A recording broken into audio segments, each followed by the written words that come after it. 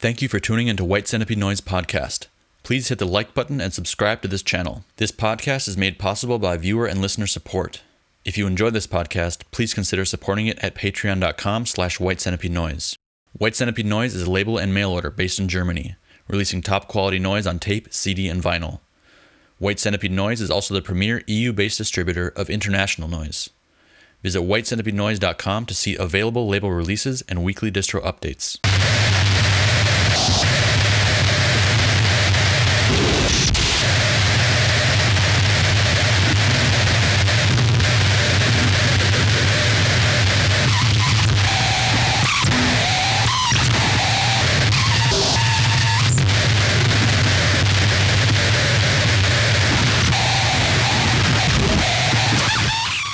Hello and welcome to White Centipede Noise Podcast.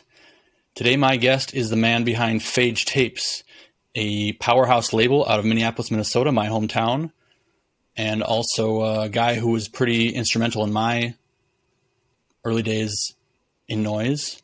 Please welcome Sam Stoxen. Morning, hi. Sam. How you doing? I'm doing all right. Yourself? Yeah. Good. Right on. Thank you for being with me. Yeah, definitely. Let's get into PHAGE Tapes. What inspired you to start a label in the first place? Yeah, well, I mean, I guess it was like 2007. It was kind of like that heyday in the mid 2000s of when like the LA crew and like all that really good, brutal, harsh stuff was coming out. And I just got super interested, wanted to be a part of it. Didn't really know how to make noise, didn't really know how to do a label. I just know I wanted to be like a part of that. I really identified with it. I got really excited and just thought, I'll jump in, try to make some tapes. It was rough going at first, but that was my main incentive, was just I saw something I really wanted to be a part of. How long had you been listening to noise before then? Not super long. I mean, I think I had the same kind of trajectory that a lot of people did where, you start off, you hear it and you're like, oh man, that's harsh. I don't know if I can deal with that. And then you listen to like Yellow Swans or Wolf Eyes or something and you're like, okay, I see where these dudes are going. And then it just becomes kind of like background shit and you're like, whatever. And then you hear like John, like some Wee stuff and you're like, whoa, okay, I can get into this this harsher, denser material. And then you would just want more, and then you just want harsher and harsher. And you're like, how far can we push this?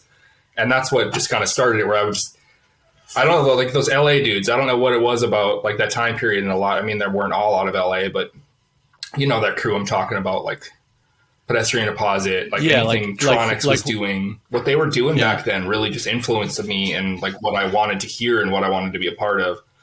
But, similar to now, like there's only so many bands. So it, not all of them could work on every label. So it wasn't like something you could just jump into. Were you on the iHeart Noise board pretty heavy back then? Oh yeah. I love that. That was huge. I mean, I don't know where I'd be without that, I don't know it looks like Tronics put it up. I've never really talked to Phil about like where that came about. But that was huge. I think that, made the noise community in the mid 2000s. Without it, there would have been nothing. It was a great place to go and just find new noise, put up releases, to read about stuff that you didn't have. There was no Instagram, there was no Facebook. So it was like, where do you hear about these dudes? It was the Tronics board, the iHeart Noise board. Definitely. So yeah, I think that was huge. That was instrumental. Like, I'm so glad that it was around. Forums kind of dropped off now, but it was very important at the time. Unfortunately. Yeah. Yeah. I don't like, so the Freak Animal board is still kind of going, but I don't think it's as influential as they were back in the day. Yeah. It's still good. There's still a lot going on there, but I think there's quite a rift. I think there's a lot of people who don't take part in that at all and who aren't on it at all. Right. So it's not really as all encompassing as that Tronics board. Yeah. And that was huge for me too. I don't know where I heard about it. If it was maybe from you or I found you through it. I can't really remember that because, I know that when I became interested in noise and, started kind of finding these corners of the internet where you could find out about it, I found you pretty quickly and realized you were in Minneapolis. this was probably also 2007, maybe 2008, early 2008. And I hit you up, and I don't think I was recording noise yet at the time, but I hit you up and bought some stuff from you. I came over to your house. I remember that. And that was a trip. And then, yeah, I don't know if maybe you told me, yeah, check out the Tronics board. But I actually think I probably found you there. Yeah, probably, because I think I found the Tronics board because I was on the Southern Lord board. You know, like all that Doom shit. And I think somebody was posting some like noisier stuff on there and then linked it to that. And I think that's how I found it. And it's also where I found Joe, who, if people don't know, Joe was the third member with Oscar and I from Grain Belt. So it's all back from the forum days. It's so weird. Yeah. Yeah. The Southern Lord forum I was never on it, but the Southern Lord forum came up also with Ilka from Hare. He told me that was where he also connected with a lot of those guys first back in the day. Yeah, there was a lot of crossover back then between, you know, because Sun was like that was a weird project for the time, right? So that was like a noisy boom band. So it got a lot of people that were not into noise more into noise. So there was a big crossover on that forum. Yeah. When you started PHAGE Tapes, were you active as an artist or musician at that time? I was not. I actually started a label before I recorded anything because I had no idea about doing either of the things, which if you look at my early releases, you can tell like there was a huge dB drop in the first probably 20 tapes I released. It was just terrible. I had no idea what I was doing. And so like talking to some of those musicians, you know, like Andy from Suburbia Melting and Regisphere, like he was the first release I ever did. So talking with him was huge. Like, you know, what do you use? What kind of gear do you have? I had no clue what was going on, you know, just pathetically ignorant on the whole scene.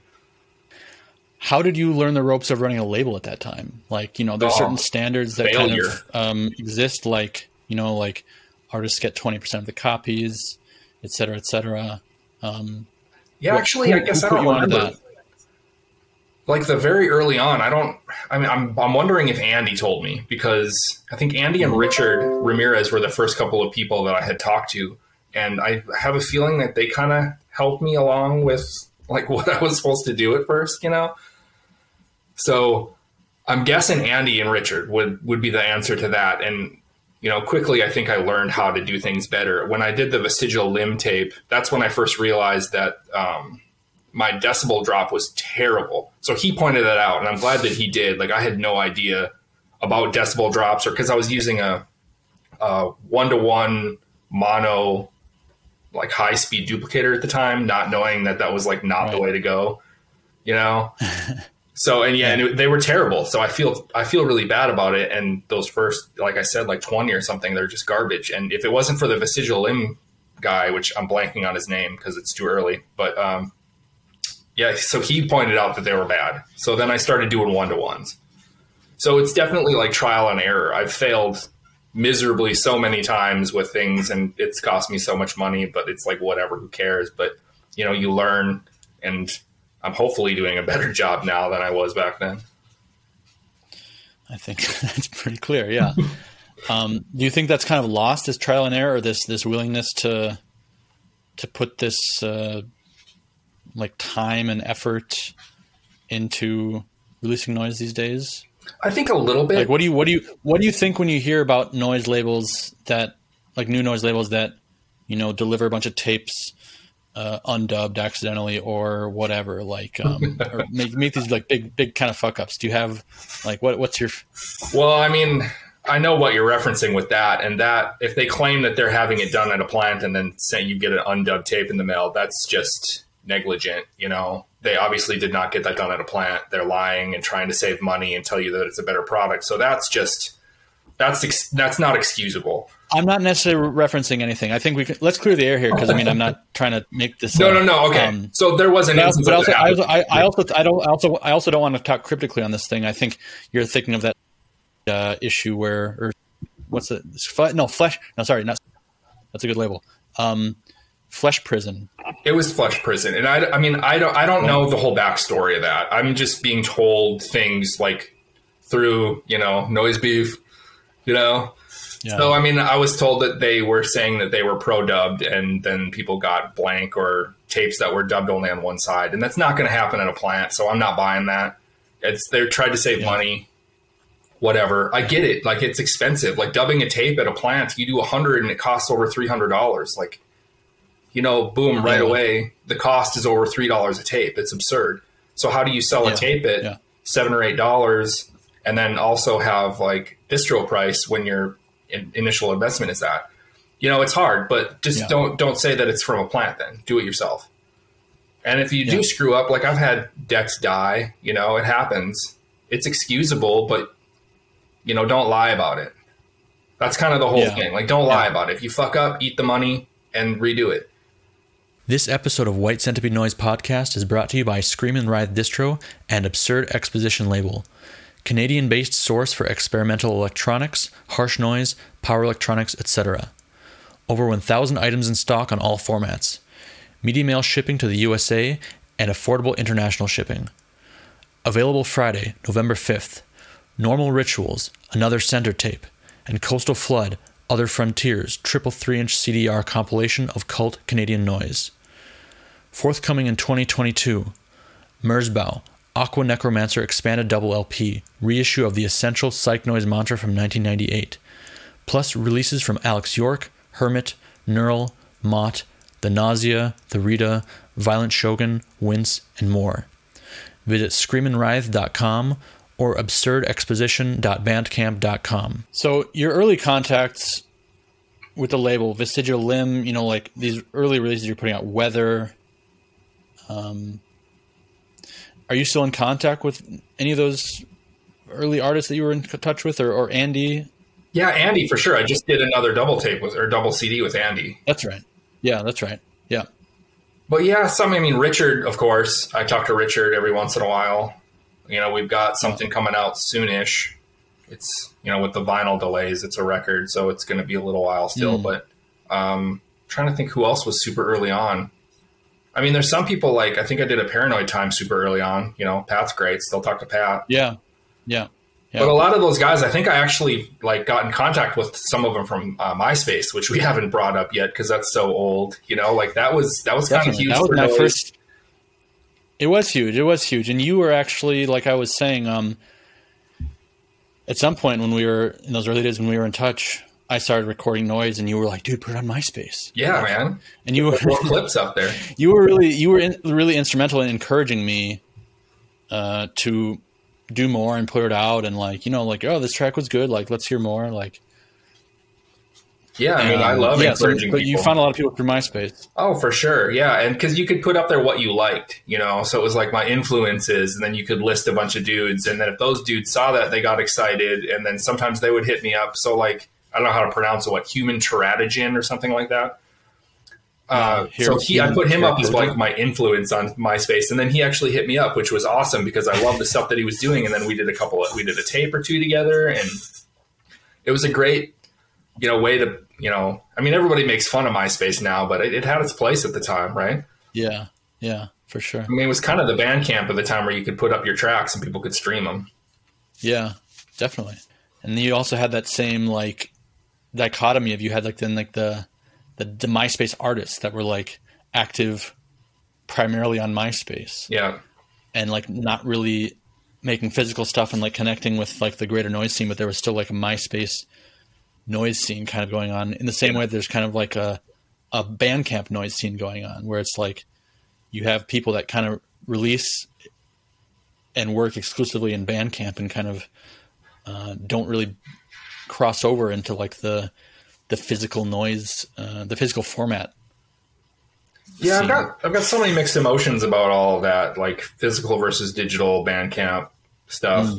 You know, for a long time, I refused to do Bandcamp. I hated the idea of it.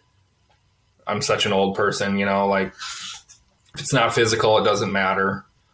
That's such a bullshit attitude. I need to get over it. But, you know, for a long time, that's just kind of the mood I had. So it's good to see. I guess I never really thought about the idea that, you know, that was happening, you know, in the mid 2000s on MySpace. So I've never really thought about that. I'm glad you brought that up. I really need to get over that, you know? Yeah, that's something I want to talk to you about too, because that's been a topic with everyone I've interviewed so far, pretty much. You know, social media, Bandcamp and stuff like that. And you know, as Eric from Capers and VMS Elite pointed out, you know, he had some gripes about it, but he also said, you know, it's an easy target. Like, it's an easy target that we all like to gripe about. I know you use that stuff pretty freely and actively. So, I mean, I want to know what do you think about the role of, you know, things like social media and Bandcamp in spreading noise? I mean, it took me a while to come around.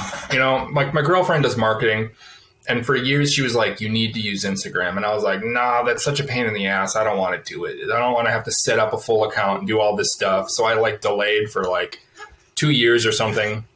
Had a personal account that I kind of used off and on. And then what happened, I had a PHAGE Tapes Facebook account, you know, like a personal account that was just had the name PHAGE Tapes. And I started doing like I posted a little bit of PHAGE Tape stuff, but it didn't really get traction. So I didn't put too much time into it. And I started posting just like random reviews of things. And then like it got more, like people started to comment on it, and it actually raised, I mean, it didn't like blow up or it didn't go viral or anything like that, but it got too many likes or something like that in a short period. And Facebook flagged it as being not a personal account and pulled it. And then when that happened, I realized like, oh, like people do actually really like social media for noise related stuff. So then I, you know, bit the bullet and made an Instagram account, and I use that tons. Like that's the main place for me to do any kind of advertising right now, or, you know, like get the word out, like something's coming out, is Facebook, or sorry, is Instagram. Facebook's terrible. They want a payment for every one of your posts. Screw them. I rarely use Facebook anymore. Whatever, fuck those dudes. I know Instagram's owned by the same people, but the platform's slightly different. Yeah.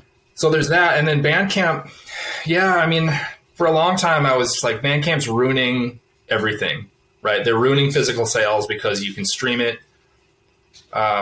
So I guess a good example for me was kind of a learning experience is the Stress Orphan CD that Fussy and I did. So when we put that out, the artist put it up for streaming, I don't know where. And like, we were just like, oh, we're doomed. Like, this is never going to sell any copies. And it, you know, it sold okay. I mean, it's PE. It's like pretty brutal PE, right? So like it sold okay at the time, and we were bummed about it. And that was like me thinking, okay, streaming is terrible. It ruins everything. I want to stay away from it. But then, you know, like 2 years later, everybody's got everything up on Bandcamp, and you kind of can't avoid it. And then I think it was during the pandemic, I started to use it, and I didn't really think it was going to work well. And I started out with like, you know, you can only listen to a track like 5 times before you get blocked, you know, and I don't know if people were hitting that or not. You put that setting on, or that's a default setting? That's the original default, is they can listen to it 5 times. And then after that 5th time, you get that pop-up warning that says like, you got to pay for this, open your wallet or whatever bullshit thing that they say. Yeah.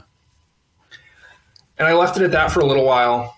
And then I realized like it wasn't impacting anything. And the more stuff you have on Bandcamp, you get traffic to Bandcamp, and then they can listen to other stuff, and they're probably getting exposed to stuff that they weren't going to be exposed to before. So really, it kind of comes back to like, what are your motivations as a label? Like, do you want to make money? Do you want to promote noise? Yeah. Do you want to promote like all the other bands? Like, so maybe I want to use Cherry Point. Everybody loves Cherry Point that's into harsh noise, right? Like Cherry Point's like the bar. You know, I'm going to be on Phil's jock right now. Phil is amazing. You know, so maybe I'll post Misery Guts on Bandcamp. Somebody knows it's on Bandcamp. They're going to go to Bandcamp and listen to it. And then they're going to listen to somebody else maybe that they're not familiar with. And maybe now this other band has a new fan. So it's motivations, right? So you got to I'm using Bandcamp now more as a way to just promote noise. Yes, it does. I get more traffic there than my other store page, but it's also such a great tool for promotion. Yeah. Well, so you mentioned motivations as a label. What is your motivation as a label? Yeah, so I've got more of a DIY attitude for the label. I'm not looking to make money. I want to break even. You know, that's, you know, always the goal, right? You want to break even or make money. If I make a little bit of money, great. I just want to promote shit that I'm really into, right? So like, that's why I like to kind of gamble sometimes. Like there's some artists that, you know, like this is going to sell. I'm not worried about it. But then you can do a couple of those, and then you can do a couple of people that you're like, okay, this is new. I like it. Not a lot of people know about it. It's probably not going to sell great right away, but it's going to sit there and hopefully it can get some new fans. So there's that kind of, you know, that kind of motivation. So that's why I'm not looking, I want to set the prices as low as possible to still break even and like encourage people to buy stuff. I'm not looking to get rich off of noise. If I wanted to get rich, noise is not the place to be doing it, right? I know some people run a label and they're using it as income. I'm not criticizing that at all. Like that, I get that. It's art. You know, people want to make money off of their art, and if you can, great. I've got a regular job and I don't need to. So this is more, it's more of a hobby. I just really like the scene. I like the material. I want to promote or help promote some of these people that are trying to do, you know, cool things. Yeah. So that's, you really like to work with newer artists. And yeah, I do. I mean, do you feel like there's a lot of elite? Right? How do you feel about elitism in noise? Whew. Yeah, I don't want to name drop any people, but like, yeah, there's some people out there that, you know, they're terrible. I've dealt with some of them. They think that they're way cooler than they are, and it's like, I mean, at the end of the day, we're talking about selling 100 tapes. Like, what the hell, you know? Like, why do you have such a big ego about selling 100 tapes, right? Are you referring to artists? Or are you referring to labels or fans or? I'm referring to artists, you know, like, so sometimes you get a couple of artists that like, they think that they're, you know, God's gift to the noise scene and that they should just, everybody should bow down to them. And it's like a big deal when they release something, which sometimes it is, or sometimes, you know, I don't know. There's just some egos I've run into, and it's just really off-putting, and I just don't understand it. But I mean, with the labels too, some labels get a little bit obnoxious, but it's usually, I find it's people that are newer. If they've been in the scene for a while, I think they're a little bit more grounded. They understand like it's not really cutthroat, but like, you know, like it's really easy to fail. So like, why have a big attitude about it? So that's why I really like that a lot of the older guys are so much more chill than some of these younger people that come out, you know, guns a-blazing and think like, whoa, I've got this cool release coming up. I'm the coolest. Everybody should just know about how cool I am. And it's just so off-putting, you know? Do they give you stress to work with? Does that make it your job harder to work with? Like, do they complain to you about things, or what's the deal? Yeah, the complaining. So I think, is it Roman? He probably coined it. Maybe he didn't. I don't know, but I'm going to give him credit for calling people punishers. Yeah. I love that term now. I can't stop using it. I do too. It's the best. Yeah, I learned it actually. I'm kind of out of the loop being in Germany, and I wasn't on social media for a long time. And, you know, I'm not like talking with American noise guys like on a regular basis. But when I was visiting Minneapolis, like I think this last winter, 2 winters ago, whatever it was, I heard Dan and Grant using that word, and I was like, yeah, what does that word mean? And they explained it to me. I was like, that's the perfect word. I've been waiting for that word. So so break down punishers. So Punisher is just somebody that, you know, like there's lots of different layers of punishers, right? It's somebody that might just email you like 4 times in a day about like the same thing. I mean, some of it's like OCD related. Like I get that way too, where I get a little bit intense, but people that just message you about like tons of shit, most of it doesn't matter. Some of it's like just a pain in the ass type stuff, you know? And it, like I said, there's lots of different aspects of it. Sometimes it could be like about ideas they have about a release. Some of them are ridiculous ideas, but they want to ride it, and they just message you over and over and over. And you explain why it's a terrible idea and why it's going to cost so much and no one's going to give a shit. And they don't listen, and they just want to keep hammering it down. So yeah, there's that kind of punisher. But yeah, I deal with all sorts of punishers, you know? Yeah. Some of it's people that so the Amazon punisher, I like this person, like on Discogs or something like that. Like they'll buy something from you, and then they like message you like 12 hours and be like, where's my shipping label? What's going on? Like that's a hardcore, like Amazon style punisher dude on Discogs. Yes. I've been telling people lately, this is not Amazon. I reply with that. Yeah. That's a good, I've never heard that term though. Amazon punisher. That's perfect. Cause there's a lot of people. I deal with that a lot. Yeah, it's like, man, I make no money off of this shit. Like, I'm not dropping everything to get your $3 tape to the fucking post office to get you a tracking number, bro. Like, what's up? Damn.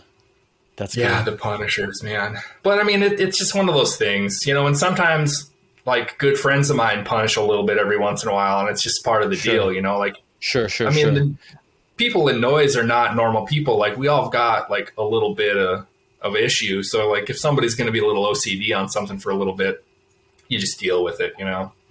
Yeah. I'm sure I punish a lot of people. Oh, I know I punish for sure. Doing distro, like hitting people. I know I punish people a lot, like hitting people up desperately. Right. Like, hey, like, give me those numbers, blah, blah, blah. Yeah. Yeah. But on that side though, like, I want you to hit me up asking for prices and shit. Like, that's not punishing. That's you keeping me in business. So like, don't ever feel like you're punishing about shit like that. Yeah. So back to PHAGE, you kind of already mentioned, you kind of answered this, but you release a wide range of musical genres too. As in, you know, I see you as a noise label, and I think you would also say you're a noise label primarily, but you've released rock music, you've released, you know, quite a bit of techno in the last few years, EBM. What's your motivation for branching out like that? Yeah, so that was kind of a tough decision because, you know, there's a couple of ways you can go with the label, right? You can do like for example, harsh head rituals. You know what you're getting when you order a harsh head tape, right? It's going to be scathing. It's going to be brutal. It's going to be always harsh noise.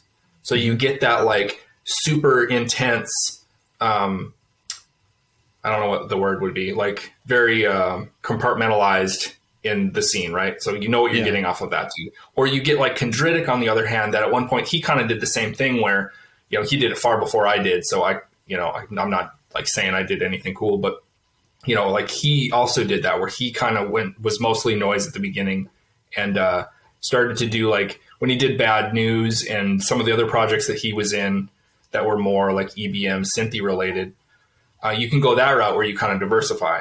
And I've got far too many interests to just do noise. At one point, I tried to have a second label that was doing more like rock, stoner rock. I dropped that after like one release. It was so hard to break through that scene because it's just so different than the noise scene.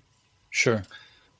So, and like, I mean, when I was growing up, I grew up on wax tracks, you know, like I grew up listening to Ministry and Skinny Puppy and like all that shit. So like I listened to that before I heard noise. So I really love like EBM, which EBM didn't really exist back then. It's a little bit of a different version of industrial, but I've always been super into industrial. And I think the power electronic scene has a tendency to border with a lot of EBM, you know, like you get a lot of dark beats and some stuff. So I don't think it's that big of a push. Yeah. And I do think that the scene right now is a little bit more diversified where the like techno guys do listen to noise and the noise guys will listen to techno. If you don't call it techno, you got to call it industrial. We joke about this all the time. Like you can sell a techno tape to a noise kid if you call it industrial, but you call it techno and they're like, oh no, this is jocks and shit. Like I'm not into that. It's completely ridiculous and it's hilarious to me, but like that's kind of the name of the game and maybe we should let that secret out. But but yeah, I mean, I've just got too many interests to just do noise, you know, like that's kind of my deal. And I guess marketing label wise, you know, like during COVID, you know, everybody got really excited about harsh noise, right? Like we were releasing a shit ton of stuff. Yeah. And like we flooded the market a little bit and like I'm totally to blame partially for that. Not totally, you know, like we got excited. And at some point, like if you want to be a label and be releasing a lot of stuff, which I kind of like to do, you got to diversify. You can't just do harsh noise all the time or power electronics all the time if you want to release a lot of stuff because the market just can't bear it. Like there's not enough of us. We don't make enough money. So kind of doing that also, you know, there's that aspect of it too, where I want to run a big label, not big. That's a silly word to use. I want to run a label that I can sustain. So if I diversify, I can do more stuff with more people. And because I have so many more interests, it's easy for me to rationalize. I know it's kind of weird because you go to Bandcamp again, you go to a Bandcamp page and somebody that's trying to listen to harsh noise or techno, they're going to click on the wrong thing and just be like, oh, what the fuck was that? But then hopefully, 1 out of 100 people like, oh, wait, what is this? And then they like kind of get into it. Maybe we get some people that are not into one of those genres to kind of like take notice of, different types of music. So I'm totally into that aspect of it as well. Do you think that you have a lot of people like buying or downloading or whatever across genres? Like, have you observed that? A bit, yeah, more than I thought. Cause I can, like most labels probably have the same thing where I recognize a fair amount of the names that are making orders, right? Sure. So I can see like, oh, this person bought this like super brutal harsh noise, but then I think back, I'm like, well, wait a minute, they bought a techno tape from me last time. Yeah. And I think it's becoming more and more acceptable for people to be into both. Yeah. I mean, the word acceptable is kind of weird, but it's definitely a thing. Like, you wouldn't go on some of these forums and admit that you listen to techno because all these dudes like start talking shit to you, which is pathetic, but it's totally a thing. So, but I'm seeing it more and I'm glad. I like that. And I hope that in live settings, you can get that as well. Cause I know in Minneapolis, when we were doing shows a long time ago, we would always try to mix the bill and it was always, sometimes it worked and sometimes it didn't, I want to have more community within these different scenes because it helps them keep alive. So if you can have an underground venue that plays both noise and techno, it's going to survive longer than one that's just doing noise. Right. So yeah, I'm super into community because I think we've all got the same goal, keep our underground scenes alive. How do you choose what you release on the label? Like from a master to master basis? Like how do you come across material? How do you sort through it? Yeah, so there's a couple of things I have to think about. Like sometimes people hit me up and sometimes I hit up people, like that kind of goes both ways. Mm-hmm. And like I know some people will post like I'm not accepting demos, and I get why they do that. I mean, I'm currently not really accepting demos because I'm so far behind, and like all the plants, like vinyl is behind from the plants, the CD plant is behind. Tapes are taking longer. Everything's taking longer, so my schedule's all fucked. But I don't ever want to post like, hey, not taking any demos, because I like hearing like new people they hit me up a lot. So, I mean, I'm probably don't have time for it, which I feel bad about, but I like to hear new people's stuff. So there's that whole thing where I'll hit people up. But I kind of have this like mental game that I play. Like I want to have a certain numbers of tapes, a certain number of CDs, and a certain number of records like at the plant at all times. Mm-hmm. So like as that kind of progresses, I try to like fill in those gaps because this is totally like label and what can I do? I've definitely hit the top of what I can manage. Mm-hmm. So I know where that hits now, like doing shit with Mac sells out like super fast. So like I did a tape with him recently. And you're like, yeah, cool, it sold out. This is amazing. We did a bunch of them, like I had a huge edition size. And then you get in your basement and you're like, I have to pack all this shit. Yeah. Damn it. So you kind of hit that climax of excitement. And then it's like, oh, I have a lot of work to do. So I know where that top level is of what I can do now. So I know the number of things I like to have at the plant. And then like you said, because I work with so many different genres, I like to think, okay, I want to have a few harsh noise, a few PE, a few techno or EBM stuff all in the works at the same time. Mm-hmm. So I kind of know like, oh, I've got too much EBM on my plate. I need to start filling it in with some harsh noise. But I mean, it's not always true because, if some cool shit pops up, I'm obviously going to like want to do it. Yeah. But if I'm searching out stuff to do, I'll kind of do that. And it's weird to talk about searching out stuff because it's like, I mean, I'm running a label, so I need to keep momentum.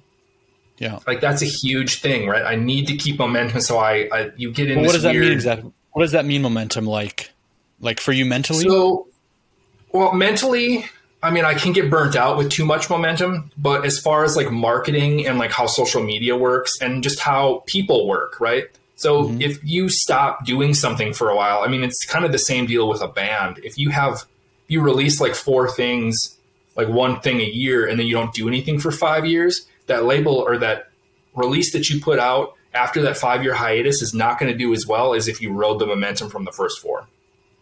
Right? I mean, there's the off chance that maybe everyone's like, oh shit, they haven't done anything in 5 years, let's buy their album. But usually I find the cases that you need to ride that momentum. Mm-hmm. So with that, you know, with social media, it's if people are looking at your shit, it's going to pop up in their feed more. So if you like don't do anything for a while and then you make a post, it's going to kind of get drowned out in the feeds. So there's all that like weird social media crap that you have to think about too.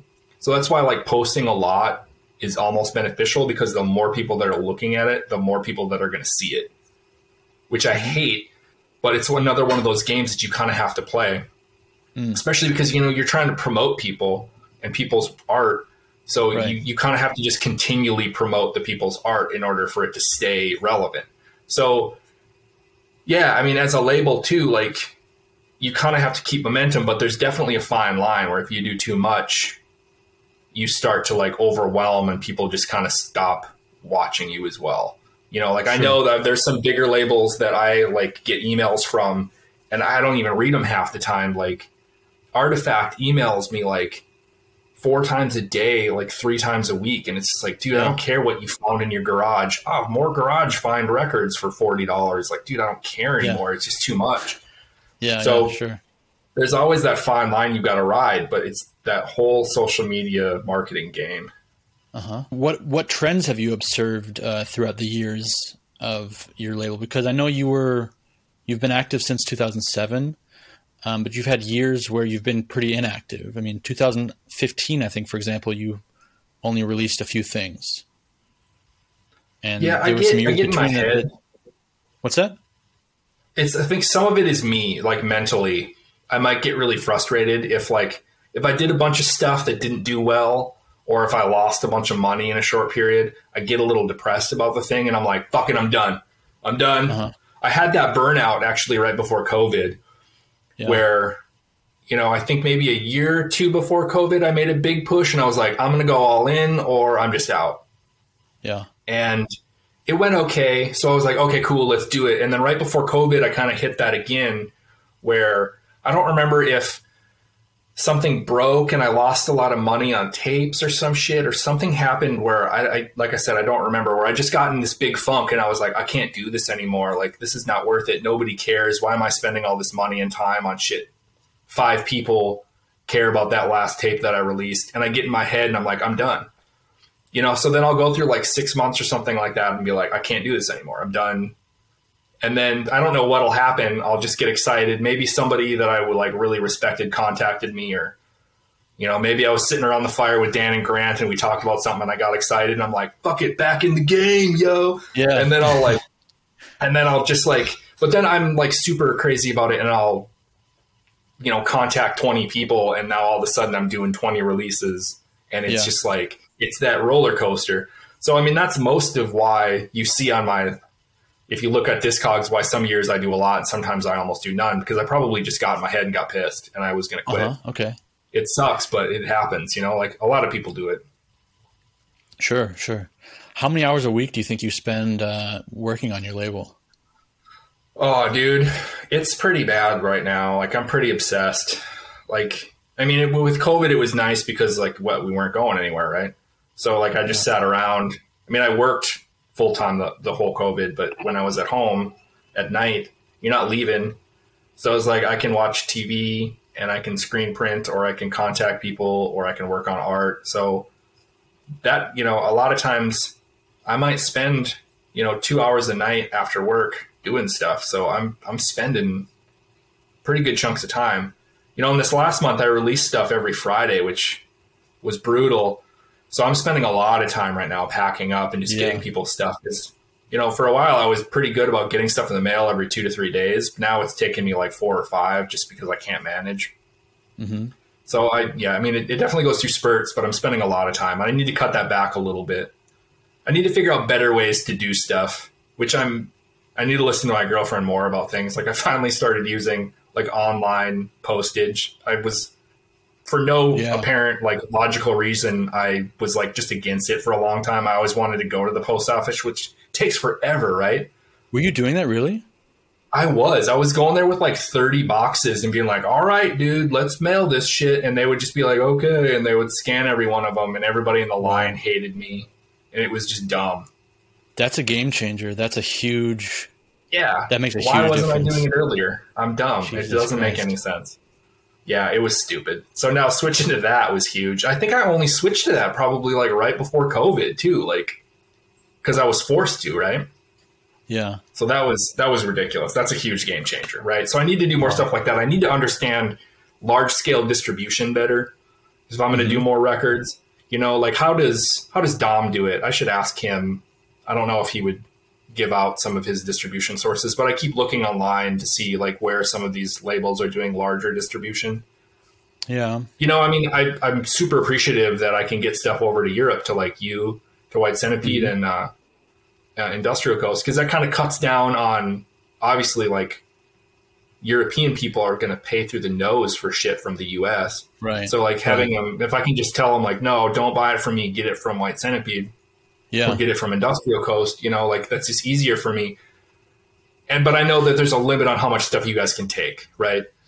No, I mean, we could ramp it up for sure. I mean, I don't know. But I mean, I don't know what works best for you guys too. Like, I don't want to push. I'm terrible about distribution because I don't want, for me in my head, I'm like, I agreed to release this thing. This is my problem. So for me to contact somebody else and be like, hey, do you want to help me pay for, I mean, I shouldn't call it my problem. I mean, financially it's my problem. Right. But like, I feel really awkward messaging random people and being like, hey, do you want to buy this stuff from me so that you can sell it in another country? So that's why I'm just terrible. I don't know why you feel that way. That's, that's appreciated, and it needs to happen because people can't from Europe cannot order from the United States like that. I mean, I don't know how many European orders you get, right? But it's insane. It's like not sustainable. And no, it's terrible. Yeah, we can definitely always talk about how to get more distribution going. There are also guys like Torn Light, who I think are doing like a larger scale, like pretty official kind of distribution. I mean, wholesaling to people all over. That's an option, but I think that's a middleman that is not necessarily always needed. I think that can be worked out.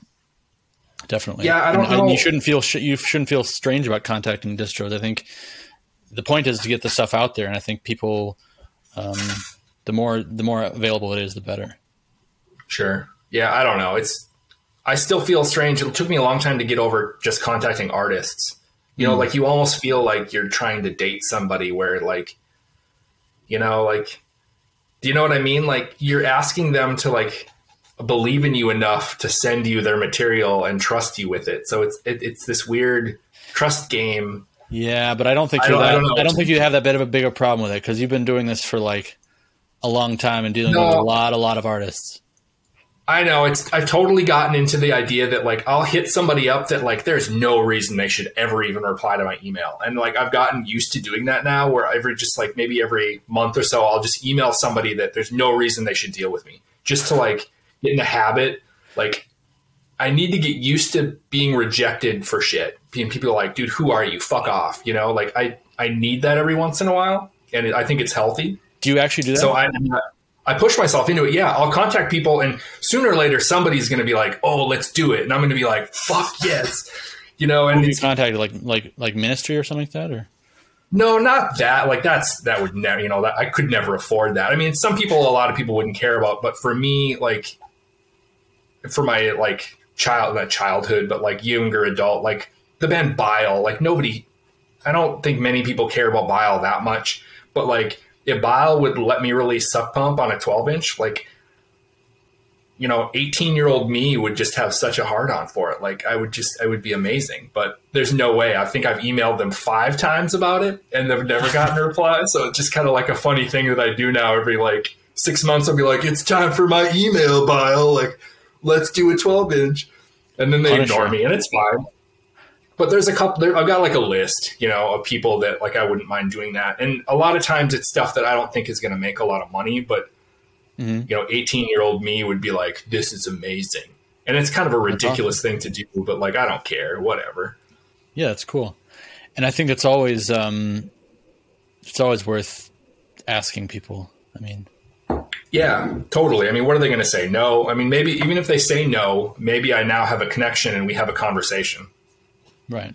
Yeah. You know, like there's always that too, because there's people that, you know, they'll contact me. Some of these people that contact us as labels, they just have no idea. They're like, oh, I kind of want to do a 12-inch or maybe a limited tape. And I'm like, dude, you're talking like $300 versus $2,000. Like, do you have any idea what you're asking me, you know?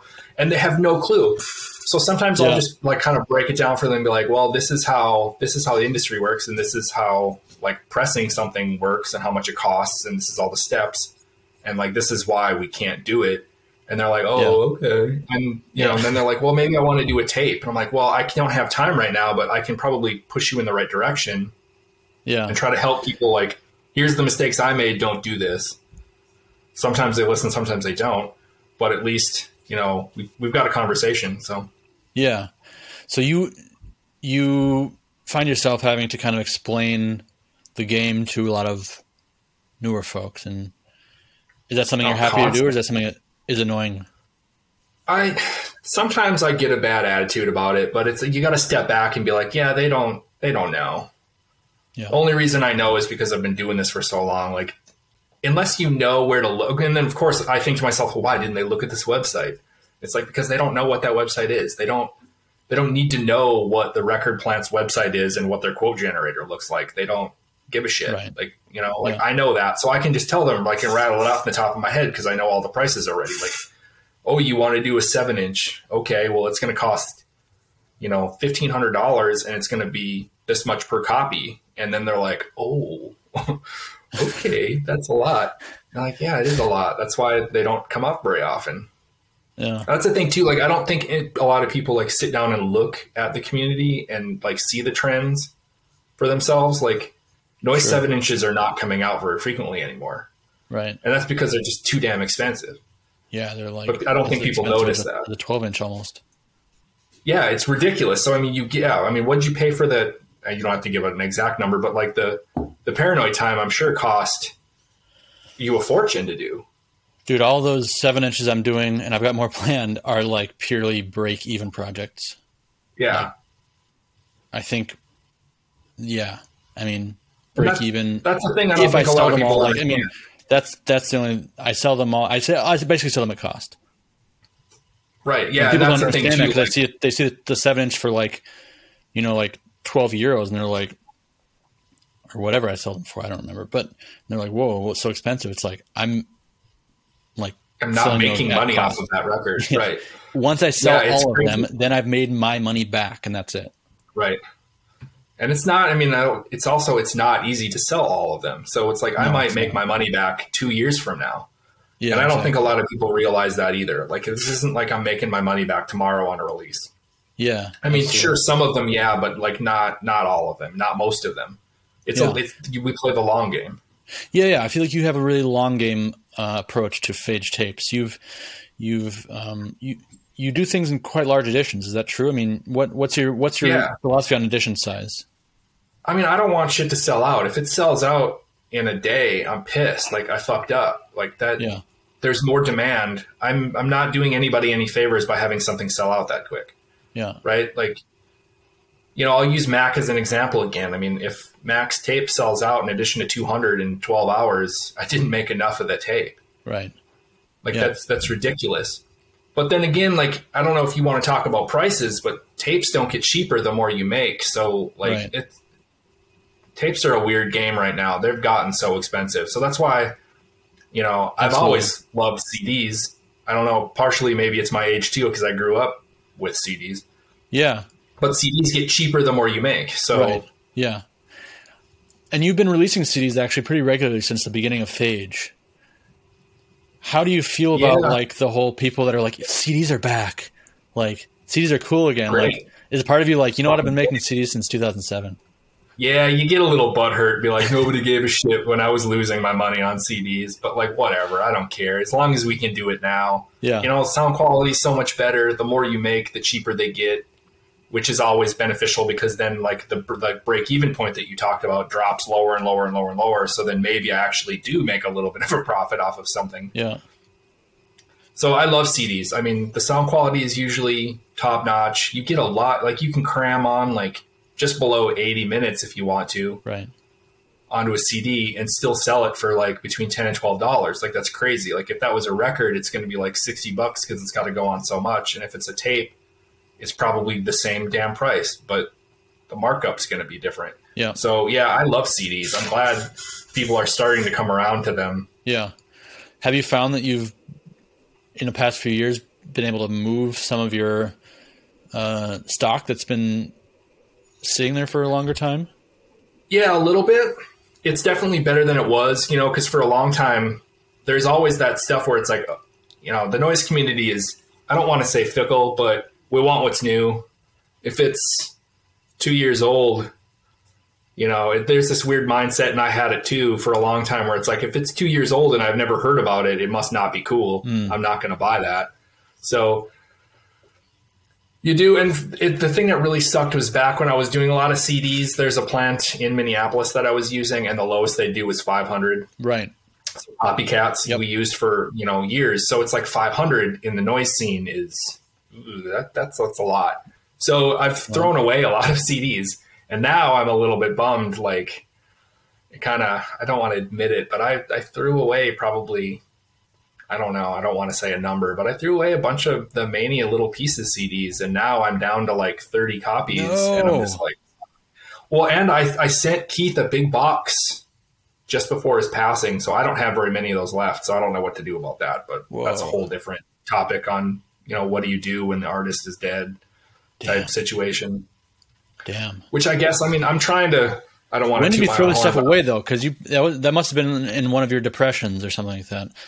Well, it just takes up too much room. If you've got, you know, if I do a pressing of 500 copies, I give the artist 20%. So now I have 400 copies left. And if I sell even 100 of them, I still have 300 copies. Yeah. That's a lot. And then you know, multiply that by 10 or 15 different releases. Now all of a sudden I have a small room full of boxes of CDs. Like it became overwhelming. So I threw out a lot of shit. Like I think at one point I was just like, all right, I'm going down to 100 copies of everything and saving 100 and throwing everything else out. Wow. Yeah, for a while I was trying to take them out of the jewel cases. I'm sure some of the artists I worked with were like, you motherfucker, you should have sent that shit to me. But like, I hate when people take out the jewel cases. Oh, well, no, I was trying to save the jewel cases and throw out all of the rest. You know what I mean? So I was going to try to keep the jewel cases when I was throwing out the release. I thought you meant shipping, like you know, a lot of people like to save on shipping, and they like to remove the jewel case and send just the. Yeah. That's always annoying to me, but yeah, that's not. Yeah, no. So I mean, there were people that were doing that for a while, so that's another reason why I wanted to have extra jewel cases around. But nobody wants jewel cases either. I couldn't sell them. I couldn't, you know, I still saved like probably 300 of them or so, but yeah, it's a sad deal thinking about it. I kind of regret it now, but I just don't have enough room. Yeah. You know, I think that's why, because when you were doing tapes for a while, you were doing unlimited editions, and you realize that's just not sustainable. It's just really annoying. I mean, if I was more organized or whatever, it's possible, but it's really annoying to. Yeah, it's hard because it takes up a lot of room, or you're having to dub them on demand, which is a complete nightmare as well. Yeah, exactly. Yeah. Yeah. So what do you do? I mean, I get the reason why like labels like to sell out, because then you don't have this dead stock. Yeah. But I find it's a disservice. I mean, that's the whole thing with the noise community is like we turn it into this like throwaway scene where like, okay, I made this release. I made 15 to 20 of them and it sold out, and now I'm going to do another one.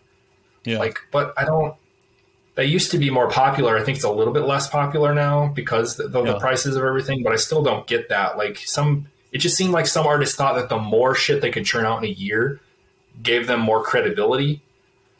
Mm-hmm. And I don't understand that attitude. It's not good for anybody. It's not good for the labels that are putting your stuff out because it dilutes out the system and nobody gives a shit about your music anymore. It's not good for you because there's too much stuff out and nobody's picking most of it up because there's too much of it. I mean, sure, you're going to have a couple super fans, but not enough of them to support that. Mm-hmm. I don't know. I've got a lot of opinions. But yeah, I don't know. Did I answer your question about edition sizes? I like to do big edition sizes. I don't want artists. I want artists to put something together for me that's good enough that they feel that it's going to stick around for a little while. Yeah. And that it's not just going to sell out in a week and be gone. I want it to stick around. I want people that are going to find out about that band a year from now to be like, shit, where can I get his stuff? And you can still get it at a normal price from me. Right. And I know you said, like, you know, people don't like to check out something that's 2 years old, but I think they do. I mean, I think that happens to me all the time.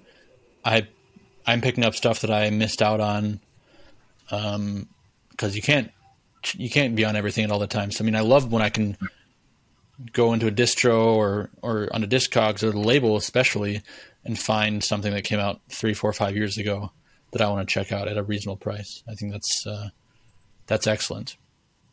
Yeah, I like it too. I'd like to see more of that happening. And obviously you're going to get that big influx of sales right when it gets dropped. But, you know, that steep decline afterwards just makes me think that people are not as interested. Or maybe I'm reading it wrong, and maybe it's just that the people that were very interested bought it originally. And then, I don't know. Yeah, and not everything not everyone wants everything. Not everything is going to sell. No, for sure. And I get that. And I don't care. And that's fine. But it's weird, too, because it seems like some releases sell really well at first and then taper off. And some of them are like a slow burn where you just get this like baseline level of sales for like a long period. Yeah. And I'm finding it's kind of genre specific, where noise, you get this like huge blip and then it drops. But more of the industrial and EBM stuff, you get more of this like flat line of sales.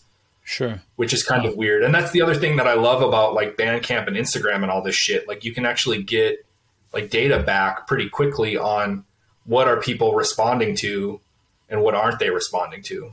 Yeah. You know, like I had a tape that I released at the very beginning of last year that sold terribly. But if I looked on Bandcamp, it had one of the highest play rates on my Bandcamp page. So it might not have sold amazing, but it got so many people to my Bandcamp page that I think that in the long run, it was definitely worth it.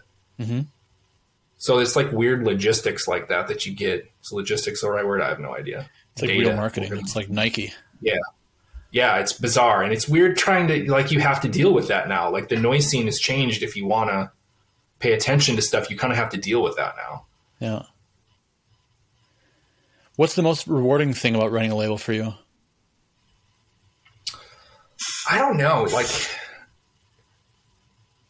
the most rewarding thing. I mean, I guess getting the thing back, I always get really excited when it like shows up in the mail. Like if some plant pressed it and I get it and I can hold the copy and like play it, that's pretty cool. If I'm doing like a record, if I'm doing like a screen printed version of it, I love screen printing, and I do anything screen printed on PHAGE was done by me in my basement. So if I can get the screen print done and hold it, I just like I'm a physical media person. I don't know if it's like the collector in me or my age or what, but like holding something and being able to look at it and be like, I made this. I mean, obviously I didn't record it, but like I was instrumental in making this product, this thing, this piece of art that now can be onto the world and fans can listen to. That makes me feel good.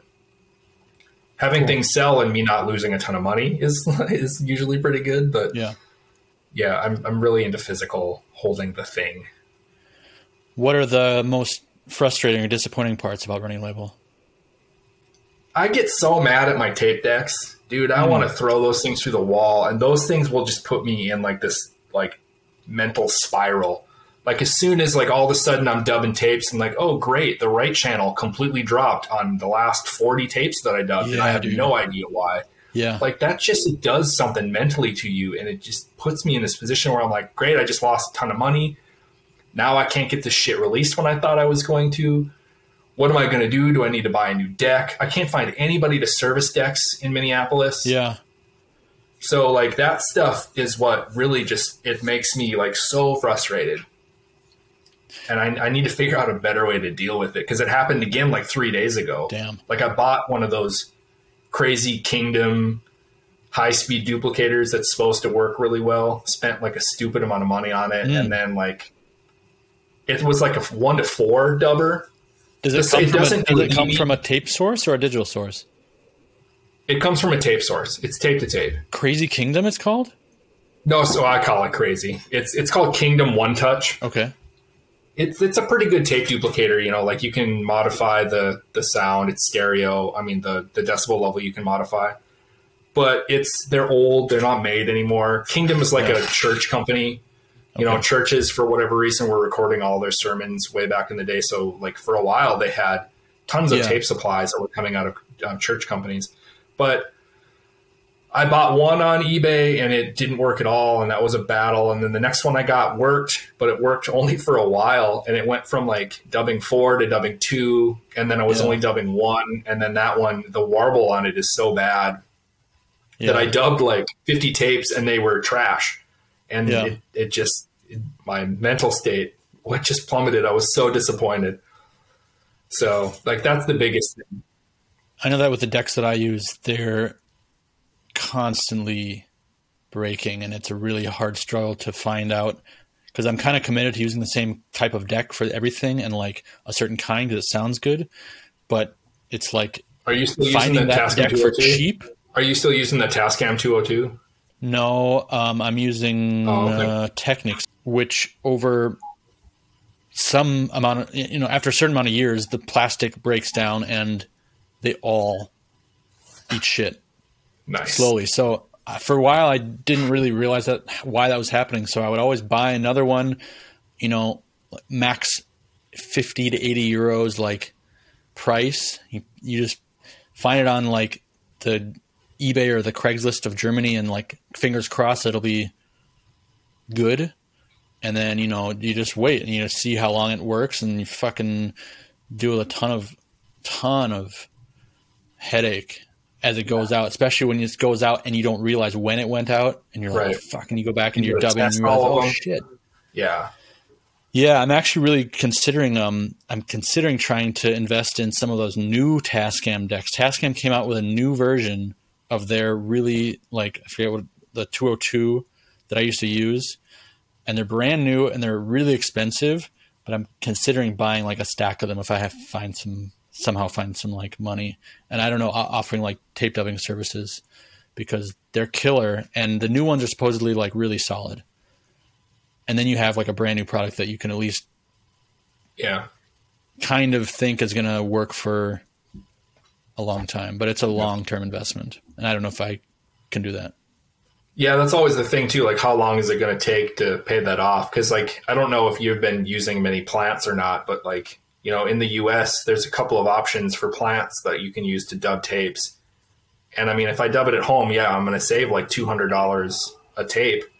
But, am I going to save anything in the long run by dealing with all of these broken decks and all this shit? So it's that game that you have to play. Because, I mean, I think I burned through 5 of those Tascams in the last probably 5 years. Like, I kill 1 a year or something like that. Yeah. Yeah, it's frustrating. I don't know. Yeah. So that's why too, sometimes I go through phases where I'm like, I'm done with tapes. Like, fuck tapes. Yeah. Yeah. I actually started just writing phage on releases instead of phage tapes, because I'm like, I don't know how I feel about tapes anymore. Having an identity crisis. Yeah. Fuck. Phage, yeah. That's cool. Yeah. I'm gonna keep rocking the tapes for sure, but I do less frequently. But I do less frequently, but I'm gonna find out a way to do it. I'll probably invest in some decent decks soon if I can. Yeah, I mean, I've talked to some friends in other states that are doing dubbing, so I think I might go that route for a little while. Do it, and then support. For sure. And like the prices that they were telling me were great, so I don't mind it anyway. This episode of White Centipede Noise Podcast is brought to you by Oxen Records, an independent label focused on artists in the field of harsh noise, based in Los Angeles, California. Recent releases include Peter J. Wood's Collages C30, Unsustainable Social Condition, Rapid Polarization 2 C20, Circuit Wound, A Sudden Lapse of Concentration CD, Scathing, A Capital Beneath the Waves CD, and Leah P. Surviving the Familiar CD. www.oxenrecords.bigcartel.com. Aside from doing phage tapes and running the label, you also make noise. And you have a few projects. BACULUM is I would say, your main project. Is that true? That's my solo. I mean, usually I try, if I'm in another like collab project, that's usually the main thing I'm doing at that time. Yeah. So BACULUM is like harsh noise or noise. I mean, it's kind of done a lot of different stuff. It's usually very harsh, but I think you've kind of covered a bit of sonic ground with it outside of pure harsh. What about POTR? Oh man, remember when we went on that tour and I thought I was going to do that project the whole time? Oh fuck, that was pathetic. So POTR was, because I'm vegan straight edge, that was my vegan straight edge project that was going to be like a little bit more power electronics related. I mean, I did it a little while. Nobody really gave a fuck about it. So I kind of got another one of those things. Like, I don't know how people do it. Like, I'm not very good at like putting myself out there.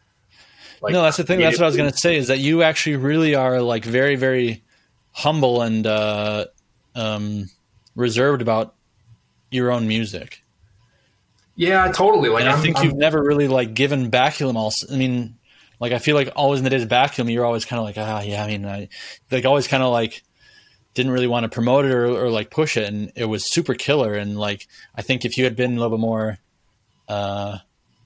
just bold with it, I think, and also POTR. I mean, I've seen some sets of POTR that were really sick, but I do feel like very, very few people know about that project.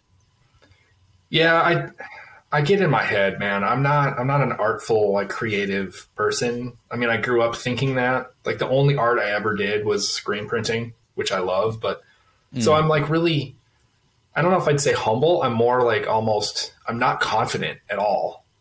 Like sometimes I go through periods where like I just don't care about BACULUM because I feel like nobody cared about BACULUM. And with POTR, I think I played like 3 sets, and I got mostly negative reviews of it, which one of them was negative reviews because of the content. Like, I made a video for that one set. I don't remember. You might not have been in the country at the time, where it was like all animals being abused at like farms and shit like that. And somebody was complaining about how like, oh, that's cliche, very graphic for a power electronic set. Killer buzz. Like, they didn't understand. But then again, it's like, well, yeah, that's the point. Like, I wanted you to be grossed out by it because like that's the whole aspect of that project, right? Yeah. But yeah, I just got discouraged. I act like a baby. I'm like sensitive about my art, I guess you'd say, because I just feel like if I get any criticism, I like shut down. I'm like, oh, I'm terrible. So, like, I don't know how people do it. Like, I'm not built for that, I guess. I don't know. Like, yeah, you gotta have a thick skin for sure. Yeah, you do. And I mean, I do, but I don't, So I've never really thought that I was doing anything good enough. I don't know if what the bar is for me, that I've never really, I mean, Grain Belt, I loved being in Grain Belt. So I think Grain Belt was like one of the best things. Yeah. So Grain Belt was you, me, and Joe Barris. Can you tell your memory of how Grain Belt formed and how, like, can you tell like the people like how we formed and kind of our trajectory? I think the original thing with Grain Belt was we did that double C15 where I think I had cases and some C15s that I was like, let's do some fucking splits. And then it was like you, me, and Joe, because we were all homies at the time. Like, I think we were the only people in Minneapolis at the time that I knew that were making noise. God, maybe we hadn't met Grant yet. Or maybe because this was, I think it was around the time when Grant was doing PE live, but harsh noise recorded, those first couple of 3 inches. Yeah, I think Grant was just starting to get active at that time. And I think this was maybe like a little bit before we were in touch with him like that. Sure. At least so kind of like. Yeah, we did that. Maybe he was already active, but I remember kind of like sort of 6 months after I was really like going to shows and like seeing noise that I saw him perform, I think. Then I was like, whoa, like. Well, yeah, he killed it with his PE, like right off the bat. That fucker. See, that's the thing. Like, we live in a city that like Grant was in. So I think Grant always set the bar so fucking high with a lot of that shit. I'm just like, fuck you, Grant. You ruined it for the rest of us. Like his PE was always so spot on. So, but anyway, I digress. So we did that tape where I think we each recorded, 7.5 minute track. And then we did like a collab Which, yeah, I hadn't revisited that tape until you brought it up, or Joe brought it up. I don't remember who brought it up, like 6 months ago. And then I gave that thing to Grant so he could pull the tracks back off of the tape. And yeah, it was much better than I remembered it. So I think that's how it started. That's right. Like, so we did a 3-way collab, right? And that was the formation of grain, like on a tape. On a tape, because we had 4 sides of a tape, and we were like, okay, we're doing a 3-way split. Let's make the 4th side a so it was like collab. Yes. So yeah, that was by accident. I don't remember how we decided we were gonna. I think we played live for the first time. That's where all those pictures of you like on the floor, like hitting that paint roller thing with a chain. I think the first time, maybe, with Mac, maybe. Oh yeah, I bet it was with Mac when Mac came down from Chicago. Came through on tour. Yeah, that might have been the first or second show. I think the first might have been the Terminal Bar. Was it? I don't remember now. I don't actually know, but I thought so. Like we don't know what we're talking about. Yeah, the Terminal Bar. Yeah, that was a ridiculous show. But yeah, so that was a lot of fun. I mean, we took that shit seriously. Like we had a practice space. We were practicing. Yeah. Was it once a week or once every other week or something like that? Like, I don't know if it was once a week, but it was definitely like pretty regularly. Yeah, that was fun. So we actually I think that's the only time I've ever we've got like actual noise tracks, and we've got like sets that we've like really ran through, and we've got a studio version of that track and a live version of that track. And I think for noise, that's kind of odd. Yeah. Maybe I'm wrong, but no, I think it is. I mean, I don't know if we had it that like dialed in, but I know we were rehearsing a lot, and we would like plan our sets, and we would plan what we did for releases, and like we had like pretty band like attitude towards it. Yeah, because like that 7-inch that we did with Faux Pas, that was actually a short version of the live set we played at the Turf Club. I don't know if you remember that. That's right. That's true. Is that something you think will ever revive? Us? Like as the three of us? Yeah. I mean, you're kind of a long ways away. I don't know if Joe would do it. Nobody lives in Minneapolis. I know when I was back in Minneapolis, we talked about doing it for sure. And I would definitely love to do it. And I probably will be back, at least visiting in Minneapolis again. Do you think Joe would be down? I mean, we could probably con him into it. I don't know if he's got much gear anymore, because he's living like in the Northwoods now. He's a woodsman. Yeah. So, I mean, we might be able to con him into it. I think we could. Get some kombucha or something and get that guy over here. Yeah. I'd love that. That'd be fun. But that was basically like the three of us just making like metal harsh noise, like So yeah, I mean, that was a lot of fun, because we were using like minimal gear. Like I think I had one piece of metal and one distortion pedal, and then we would just like That was also kind of like the attitude. Like we had kind of like a limit that we had to like set for ourselves. Like we weren't allowed to bring like mass amounts of gear. Yeah, because then it just gets muddy. Like with 3 people, it's just too many people. You mud it up. Yeah. But I don't know. It seems like in Europe, it's more common to have like a noise group. You know, like you see that with like the dudes like Las. I don't know how to say his name. I'm so terrible with foreign names. Lassie? Yeah, is that how you say it? Lassie Mar, like Testicle Hazard? Yeah, like all those projects. Like it's like multiple people, right? Yeah, there are duos. Yeah, there's a lot of duos. Yeah. I mean, I guess I can't think of any trios, but like having like a noise project with like a bunch of people, it just doesn't seem to be as popular in the US. It's all a lot of solo people or like one-offs. I mean, maybe I'm wrong. You know, like stuff like Without Belonging, they had a pretty good track record, but were they? Yeah, maybe I'm just talking out my ass. I think I'm just totally wrong. No, I think maybe you're right. Maybe you're right. I've never like seen it as like a European or US split there, but because it seems like in Japan too, you know, with like incapacitants and stuff like that, like there was a lot of. Isn't Wolf Creek a duo too? I believe so. Yeah, there's more duos than I think about. Yeah. Yeah, I'm just wrong. But you're in a duo though too. So tell me about Pain Apparatus, because you're in a duo, you and Grant. Yeah, I want to say that might have started with the Tourniquet Noise series that we had in Minneapolis. So I'm sure most people don't know what the hell I'm talking about. Like there was a noise series at a local like bar on one of the college campuses. It was called the Kitty Cat Club. And it was first or second Monday, I don't remember which now, of every month. there was a noise show. So we had this, like, I don't remember how long it went on, like 5 years, something like that. Like, it was a long running, once a month was just like, this is noise day. And everybody knew it. So if you were into noise, you just like go hang out at this bar on the first Monday, second Monday of the month, and you just had noise. So every once in a while they do this thing where I've talked about this like on the podcast, and I've talked about this also many times. Totally. Kevin deserves a lot of credit for that. And you know, Grant and whoever else was responsible after that was pretty impressive. Yeah. So carry on. It's huge.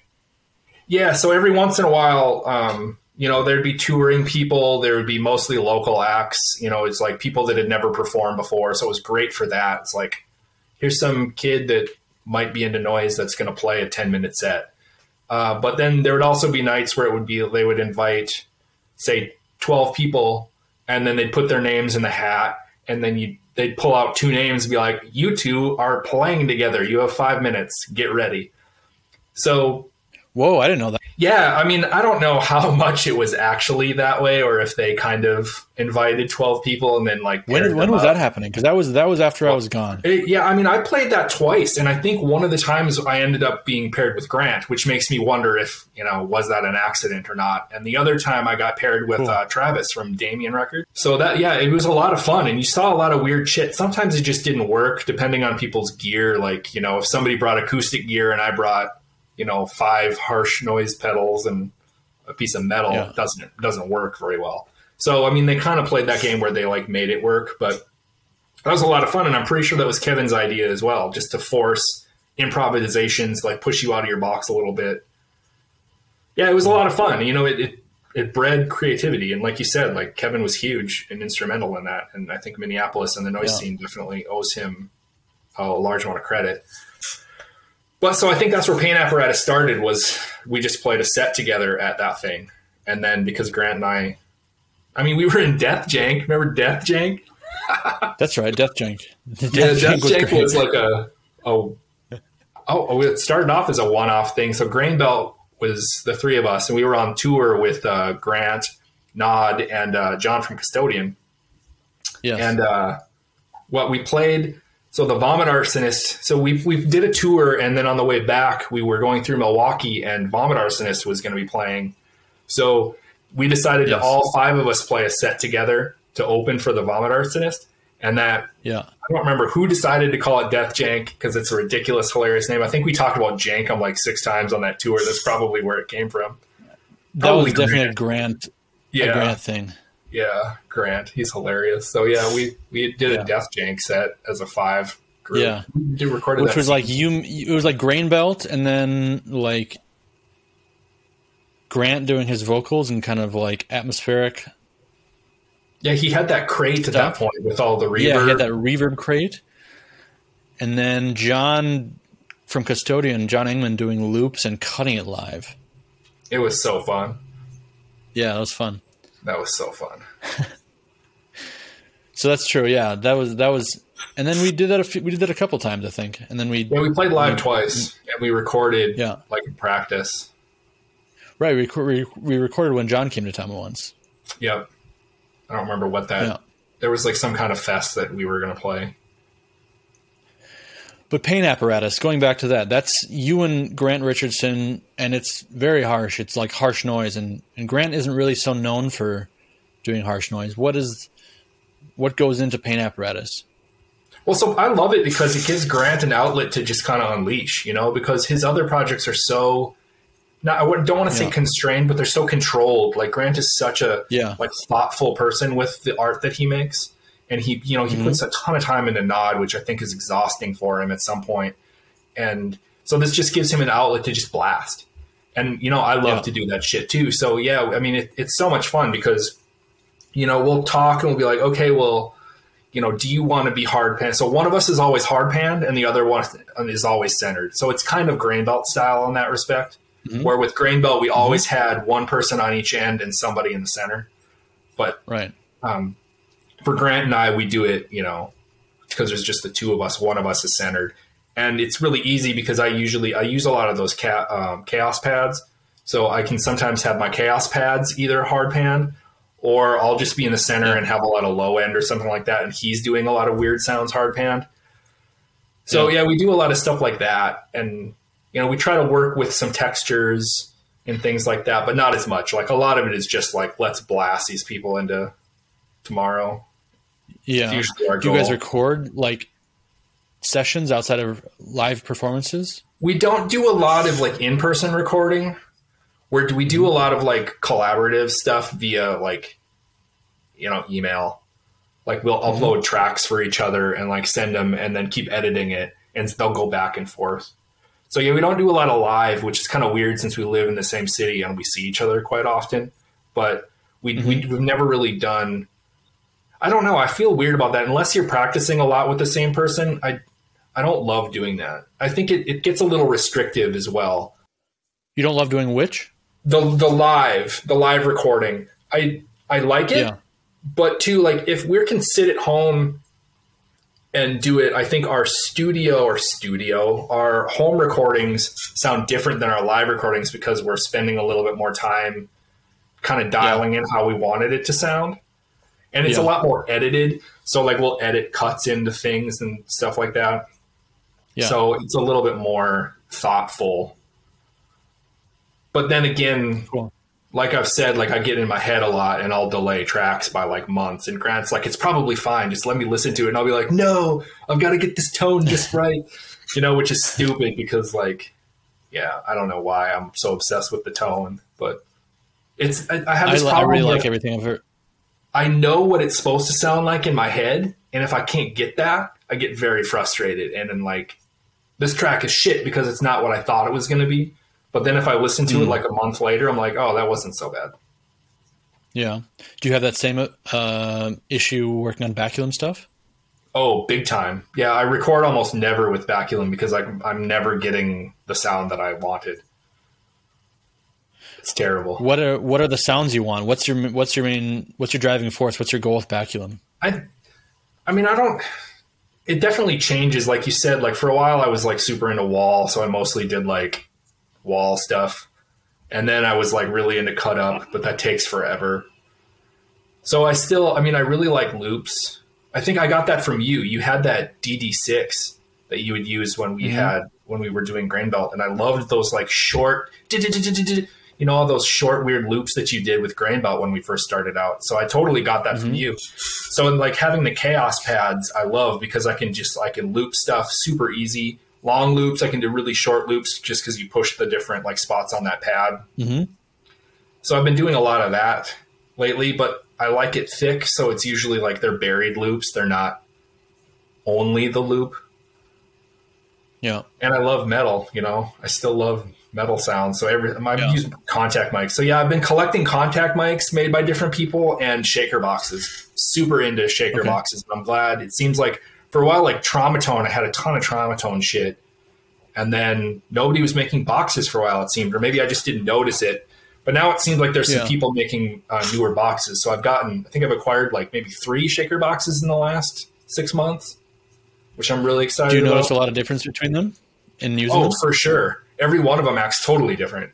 So a couple of times that we've played live with paint apparatus, I'll have like 6 of them lined up on the table so that I know like this one I play for the first 2 minutes and then this one and then this one and this one. Because also with the Chaos Pad, I can turn a loop on and turn the input all the way down, and I can switch pedals or switch shaker boxes and you can't hear it. And then I can turn the volume back up so I can go between sounds. You know, like I've got a Traumatone one that's really good if you squeeze it on making this weird low end crunch, which the other ones, it's because it's got a metal plate on the bottom that is kind of movable and the rest of it is a plastic. Whereas a lot of the other ones, like I got one from Industrial Hazard that's kind of like, it's a metal like electric box with a grinding wheel on the top of it. And that one, I've been actually stocking those over here. Oh, that's right. I saw that you had those. Yeah, that's great. I really like that thing too. And that's more of a high end, you know.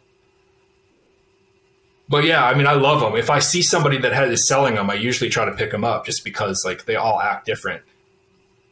Even if it looks like the same thing. Like I've got the one from Gray with the spring on it. And then I got one from a buddy in Europe that has a spring on it. they look almost exactly the same, but they sound totally different.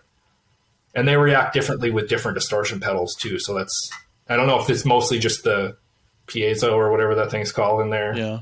Or what? Yeah, the contact mic. Or the wiring. I have no idea why. Oh, cool. I don't know any of that shit. Grant has to always like school me on Grant's a wizard. He's all that stuff because I'm just so ignorant. Yeah. Grant's a wizard. What'd you say? Grant's a wizard. He is. He knows too much. He's a fountain of and information. I like it because he'll really tell me good like this about weird... spreading it. I mean, he's a really helpful guy. Yeah, so there's all this stuff with like mastering for like CD and tape and stuff. He's like, this is why this is not going to work. Yeah. This is why this is going to work. Yeah. So yeah, and sometimes I'm just like, dude, I don't know what it is you're talking about, but he'll like explain it in like dumb people terms so that I can get it. So yeah, he's super helpful. This episode of White Centipede Noise Podcast is brought to you by New Forces. Coming soon on New Forces, the debut full-length CD from Mass Marriage, the best kept secret in heavy electronics. A CD of Evil Moisture's classic album GAC, remastered from the original source tape. New cassettes by Cost, Robert Fuchs, and Mott, each offering a unique approach to harsh noise. Visit the New Forces store for older releases and distro titles, including Richard Ramirez, CCCC, Kufar, Aaron Dilloway, Jeff German, Altar of Flies, Kjostad, Sissy Spacek, Killer Bug, and much more. You've organized a few festivals. Oh, fuck. Is that something you enjoy? Is that something you see yourself doing more in the future? I mean, it's fun. It really depends on who's helping you with it, like how much they're willing to help, because it's not something you can do on your own, right? Like it's, the couple of them that we did that 2-day one, that 1 year, that was amazing. That was so much fun. Heavy Focus, right? Yeah, that Heavy Focus that, where you guys brought all sorts of really hard, harsh noise acts. Yeah, Bloody Minded played. I don't remember who that touring band was from New York. Oh, it's so bad that I don't remember that. Anyway. Sightings? Yeah. They played. So it was kind of like this mix. Richard came. Yep, Richard flew up. Yeah. Or was Richard touring? No, Richard flew up for that. There was another one that Richard flew up, the one we had the Haters up here as well. So yeah, that stuff's fun. It's a lot of work.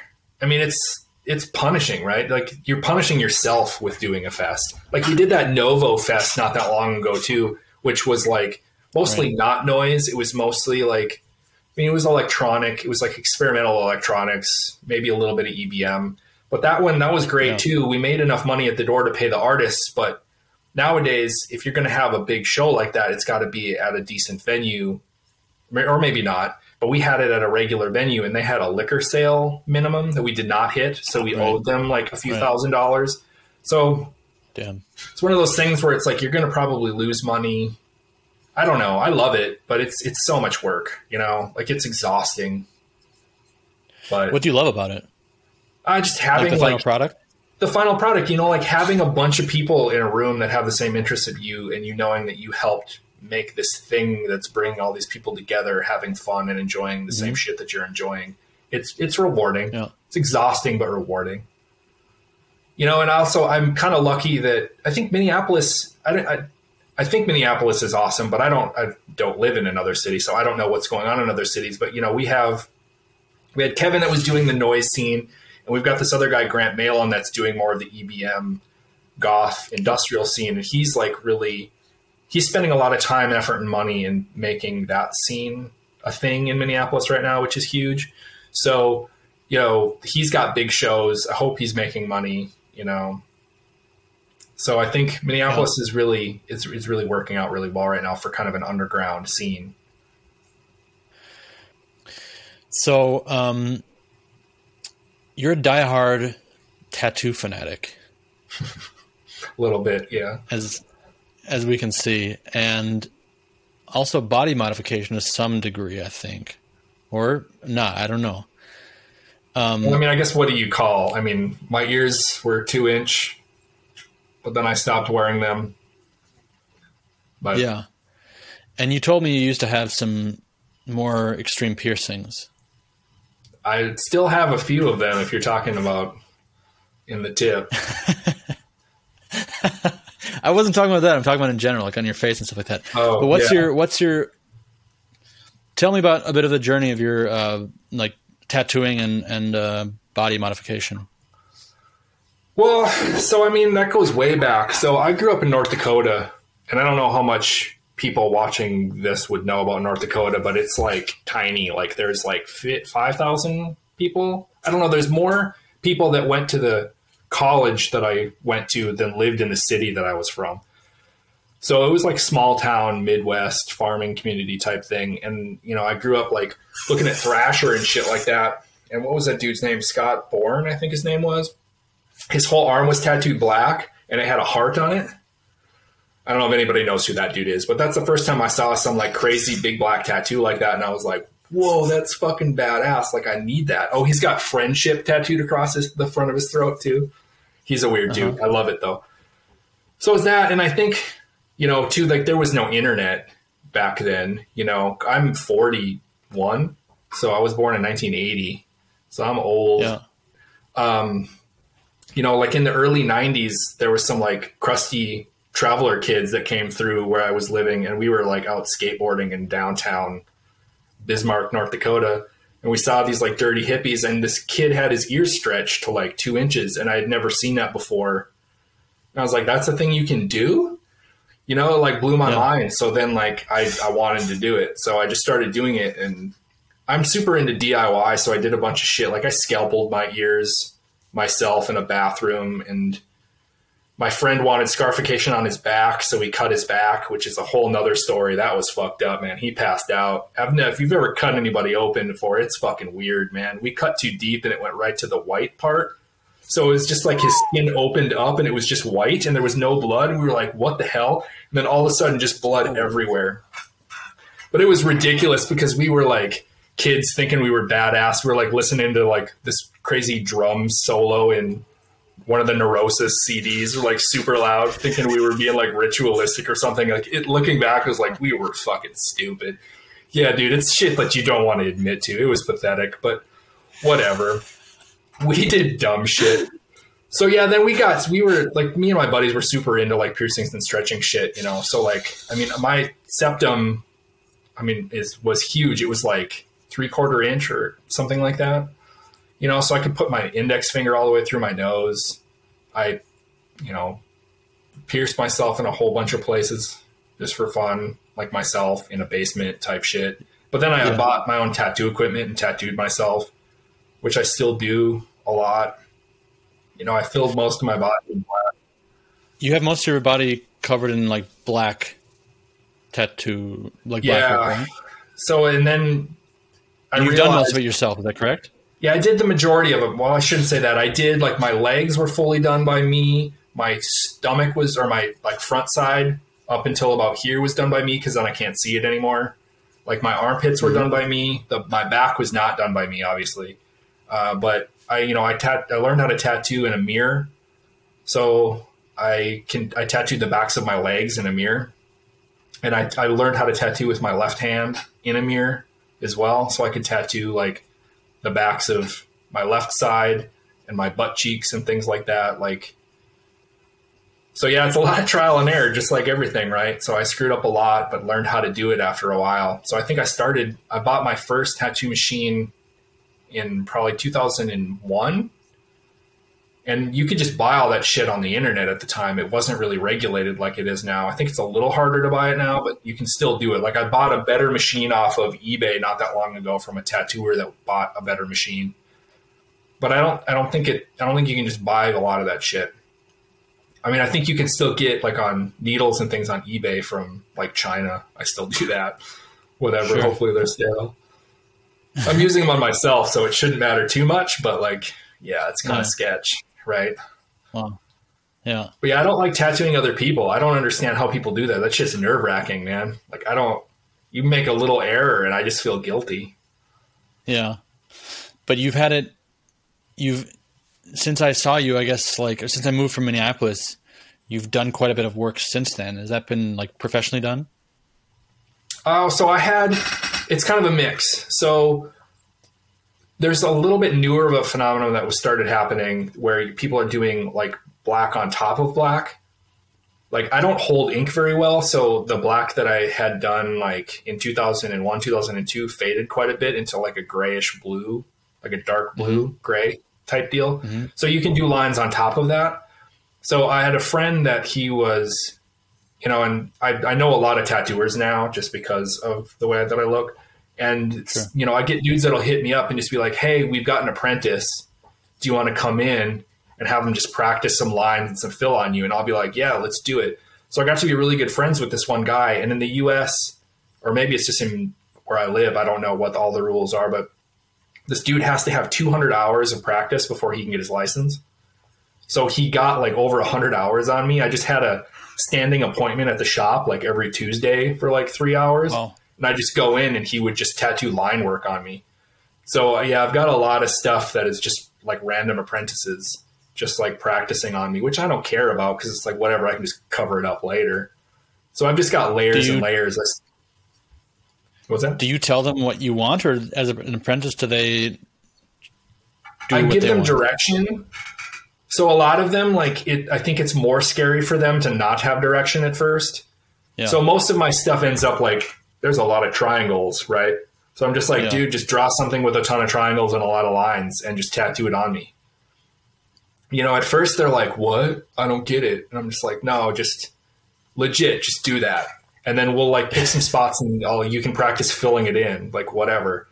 So yeah, it kind of freaks them out at first, but they get used to it. And then, you know, they like me because I'm pretty chill and I've got a lot of experience being tattooed. So I know what I can take and I know what to expect.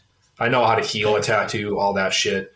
So these dudes, and they'll give me pretty good prices because they're apprentices and because like I'll just come back constantly and they can get their hours in. So I kind of lucked out where I'm just getting all of these like cheap tattoos. Wow. So that's something that will continue on into the future? Is there still work to do? Oh yeah. I'm realizing I can go over stuff again. Like I'm just not going to end, you know, like I've been doing stuff with white ink on top of the black. Wow. So it's just like this mess of lines all over the place, which it's weird. Like I get bored without change. So, you know, a lot of people are like, well, you got those tattoos for other people. And it's like, no, I don't give a fuck about you. Like I've got my hands tattooed because I see my hands all the time and I think it looks nice, you know? So I get bored and I like want to just add more shit to it. So it just like never ends.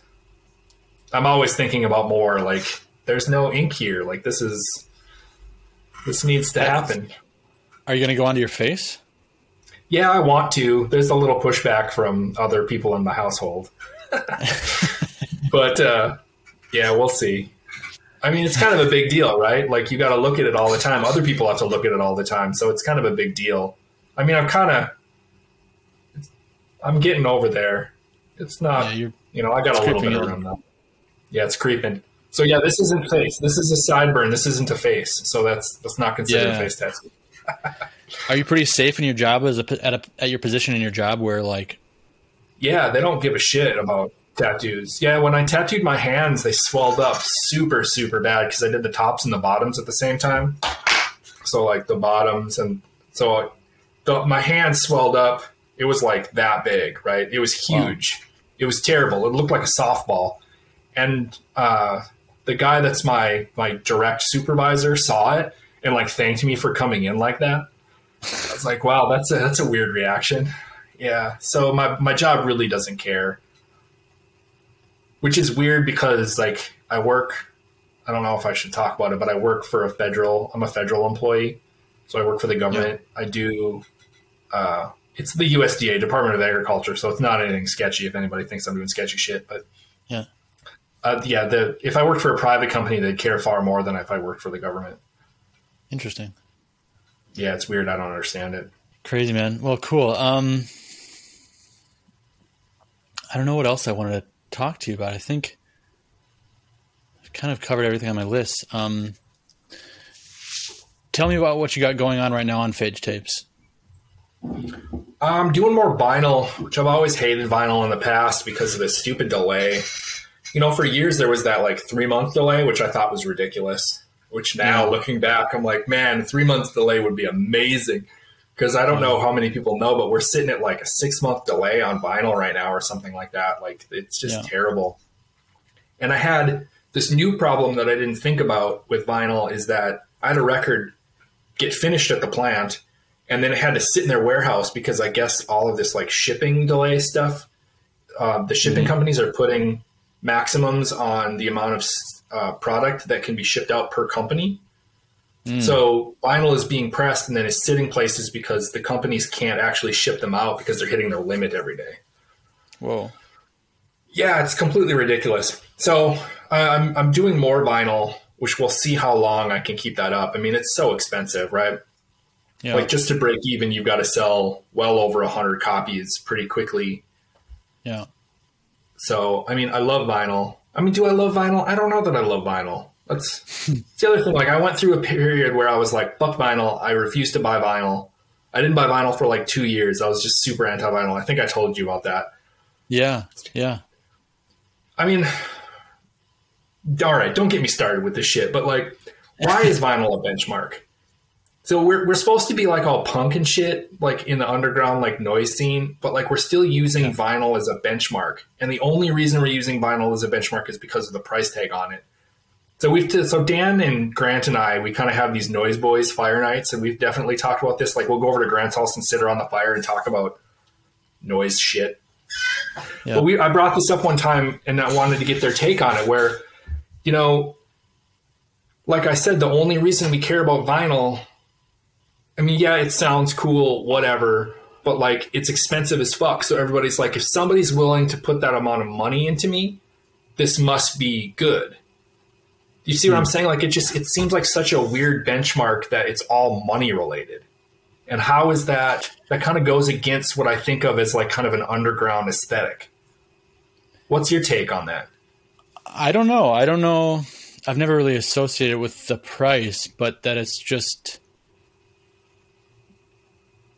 it's more like it's a more crafted object. It's like, of course, that with that comes the price, but I don't think of the price. I think of rather the fact that it's like it's an object that needs really time and like expertise to physically make. And you have this really special object that plays back music through a, vibrating grooves that move the needle, and it has a special sound. And yeah, it has a historical symbolism. So that's what I kind of think is what makes it special. It costs money, but it's also, it takes time and work, so to speak. A tape takes work too, but in a different way. And it is, and that is tied to money, but I think it's more like the willingness to invest in a piece of music shows that you really like care about it and it's worth this time, work, and money. Yes, you're right. But I don't see it as like expensive. It's not like if a CD were as expensive as a vinyl, I wouldn't think it's the same way, because a CD is like, I love CDs, but you still have this feeling that it's like a mass produced, stamped out digital product, which is the benefit of it. But vinyl has a certain like handmade quality to it. I think that's what kind of makes it seem special.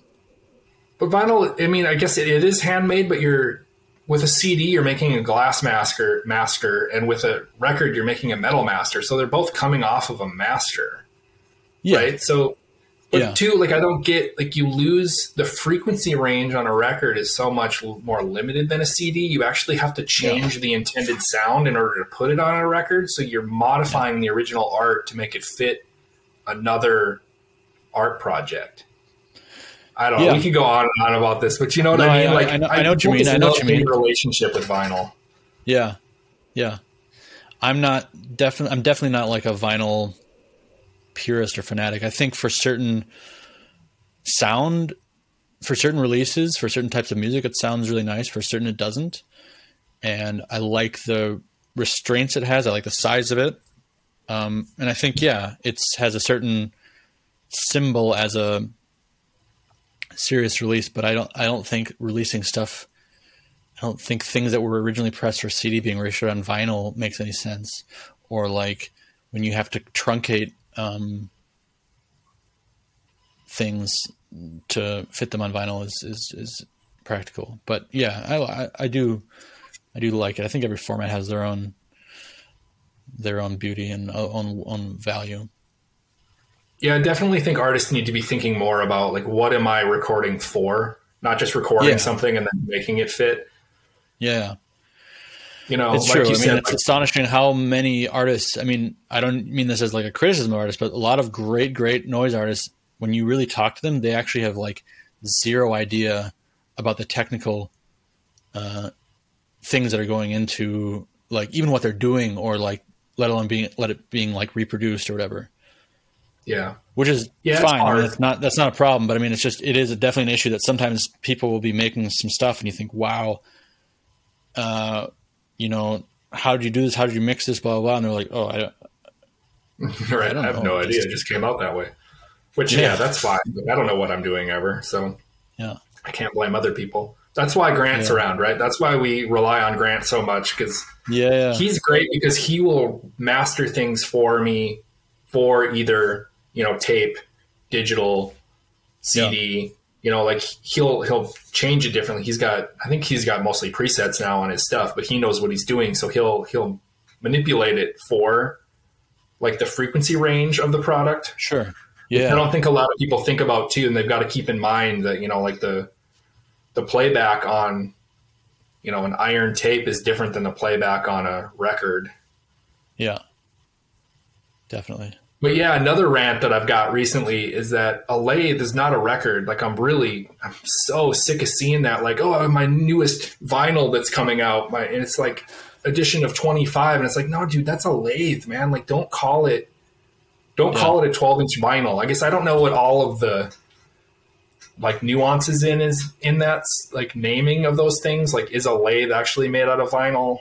Probably not. I guess I don't know what it's cut into, but it seems like people either don't understand or they're trying to dupe people lately again.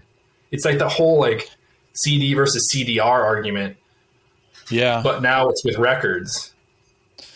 That comes up for sure, but I usually think I usually feel like it's someone who's already invested the time and money into something like a CDR. Like they found, I found this CDR place with great prices, but they think it's a CD plant, and they press a CDR, and it's like once people start being like, no, this is a CDR, they get kind of defensive and they don't want to like admit that they were wrong or that they made this mistake.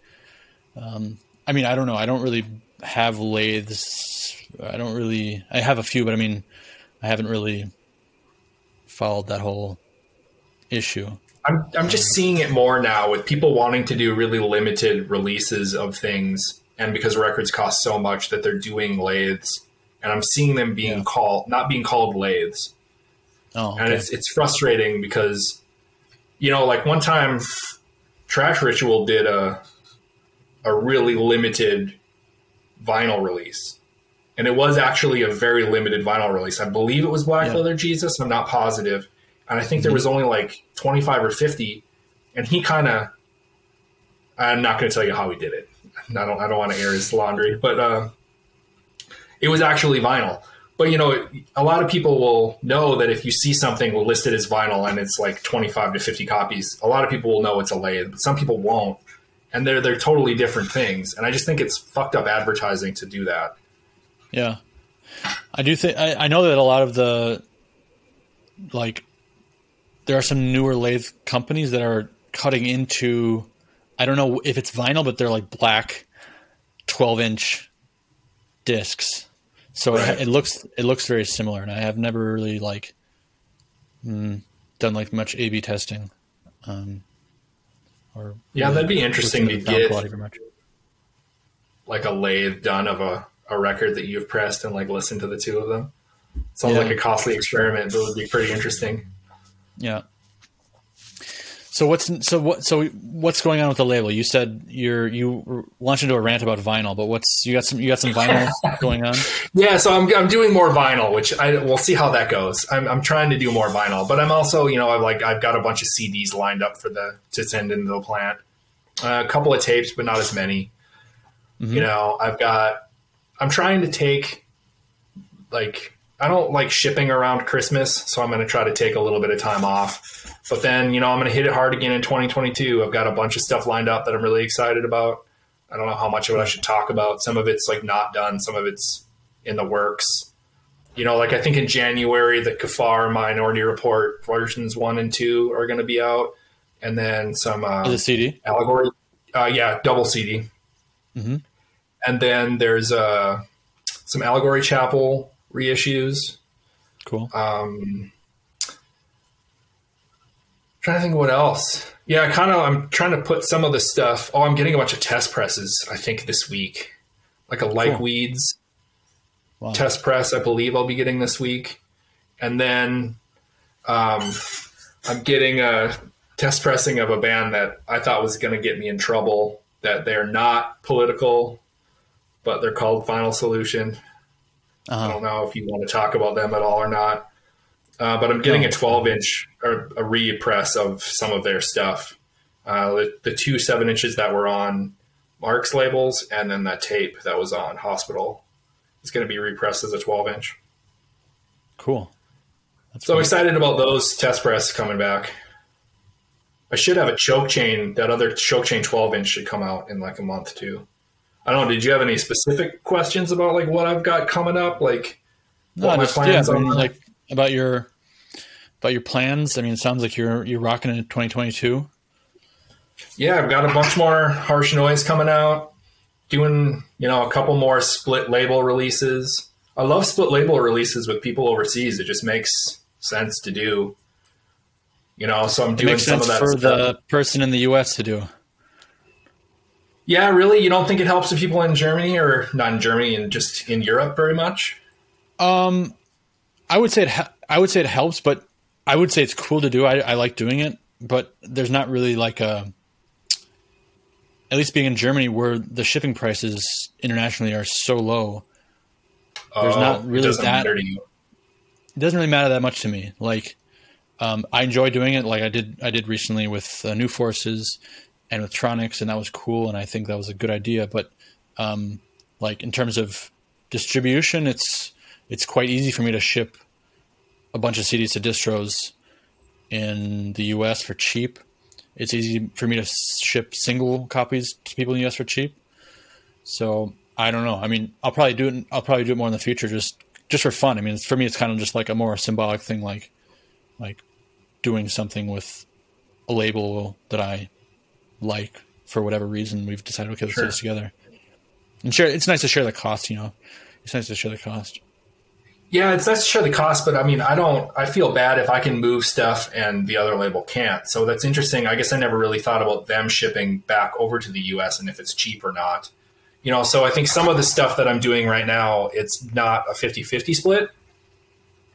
So if I can sell more copies than the other label, I might do a 25 or a 30% type split with them. I think it's a pretty good deal for most people, particularly if they're not in Germany. I think a lot of other European countries have much higher shipping costs. Even within Europe, like I get packages sometimes, like trade packages from people in like Italy or something like that, and it's like, or France, and I see what it costs to send them to send me, X amount of tapes versus what I know it costs me to send them, and it's like a big difference.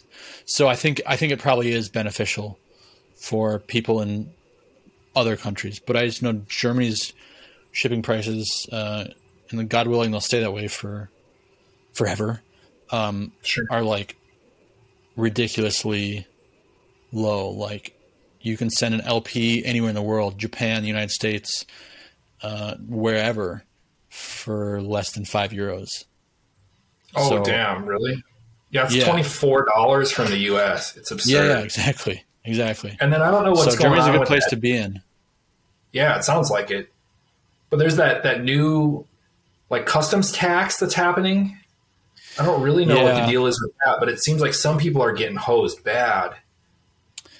They're charging much more diligently, like all packages. It used to be if it was a gift under a certain value, it didn't get taxed. It kind of still depends on which service you use, because I don't think they still have time to process every single package that has a value on the outside of like, $5 and like try to earn their 20%, but they're definitely getting more diligent on it. It's not like the big thing that everyone thought it was going to be. Like everyone was like, oh, it's going to really like hugely change and make it impossible. I haven't really had any big issues with it, but I'm definitely getting like that 20% customs charge. But okay, we can't go into detail about this too much because it's technically. Yeah, but people in the U.S. don't really get it because we don't pay a customs. That's not something we ever have had to deal with. So do you have to deal with it now? No. But so that's what I don't understand. I think there is actually a threshold where you do, but it's quite high. Okay. Yeah. So to us, this is completely new problems. Yeah, it's always been there. I think just you guys haven't been aware of it, but they've made it somehow more. They've made some sort of like collaboration, I guess, with the U.S. Customs office at there. Yeah, I don't know. We'll see how it goes. You got to kind of just be creative. Yeah. But yeah, things are getting little things are getting pricier. I'm also a little bit worried that I think the noise community or the underground community and the small labels, I think there's going to be a huge problem. I don't know if you've heard about that thing that PayPal is going to do where they're going to start charging tax on anything above $600. So if you make more than $600 from PayPal, starting this December 31st or whatever, so anytime in 2022, they're going to report you to the IRS. Maybe that's just a U.S. problem. I don't know. So small labels are going to they're going to be taxed on every sale that they have. Yeah. So I don't know worldwide if that's going to be a problem, but in the U.S. for sure, it's going to cause some people are going to have small labels that are going to get hosed with, a pretty big tax bill at the end of 2022 that they might not be aware of. Damn. Yeah. So that's a can of worms that I'm dealing with right now. Not something to talk about on air, but yeah, that's an issue. Yeah.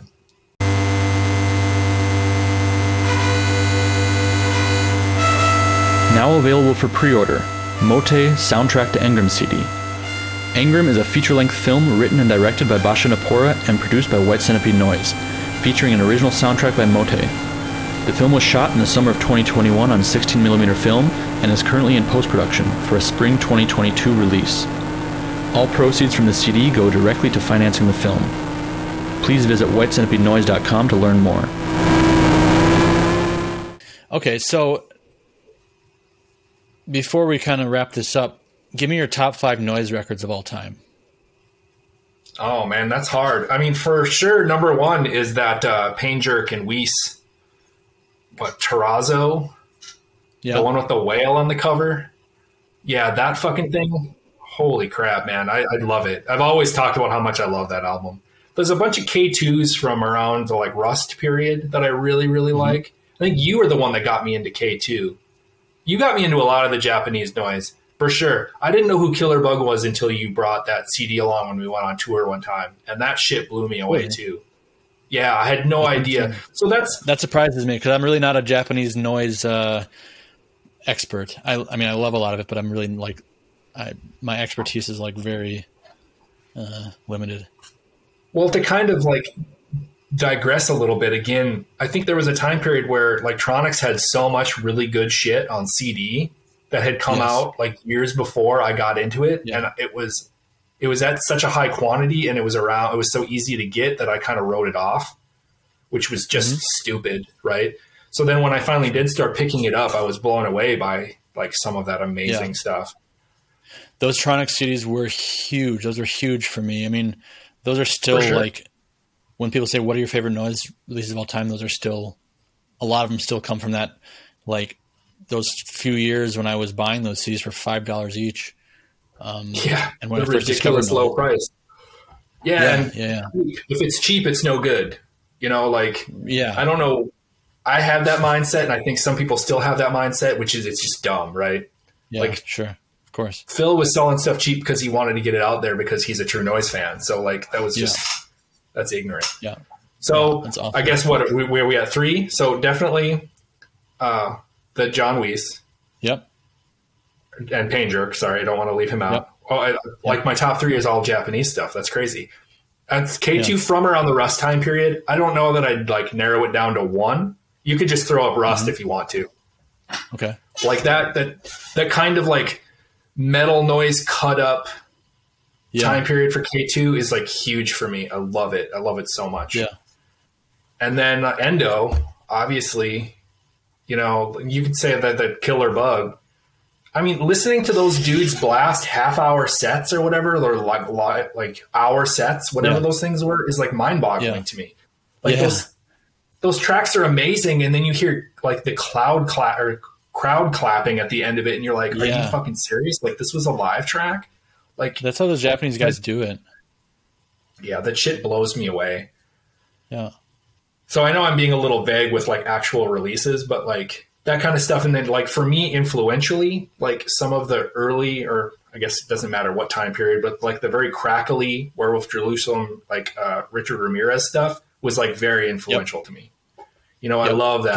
Do you have a favorite release? You can say Werewolf Jerusalem. Yeah, Werewolf Jerusalem. I mean, Richard is, I mean, he's got such a range and it's all harsh, you know. Yeah. I think Richard's been influential for a lot of people, right? Absolutely. It's easy to say. Yeah. And then, I mean, one of my other like top favorites has always been Phil. Yep. You know, so the Cherry Point, I just love. I mean, I think the one I listen to the most, God, what is that? It's that he just reissued it. It's like a red cover. The Night of the Bloody Tapes. Yeah, Night of the Bloody Tapes. I think that one. And if I'm going to play a noise show, I listen to that on the drive there every time. Every noise show that I'm playing in town, I throw that beast on and I drive there because I fucking love that CD so much. Yes. So that one's definitely not number 5 out of the group. But that CD I think is like pivotal for how I feel about noise. Like it's just thick, but the layers are like distinct. You know, I think Phil's amazing, and that's why like I feel just so lucky that I was allowed to do the Misery Guts and then that compilation CD. Yeah, definitely. Phil, yeah, that's huge. I love that shit. Fuck yeah. All right, so that's your top 5 of all time. Tell me your top 5 of the past year. The past year. So what? Favorite 5 releases of the past year. How about let's just say like, I guess I don't know what came out in what year. When did that blind date on Oxen come out? That blind date on Oxen, that. Yep. We'll count that. This year, that one, I love that CD. I don't know what year that came out. That one was crazy. Yep, absolutely. That fucking kills. God, there were so many fucking amazing harsh noise CDs. Like this year was crazy for harsh noise. Absolutely.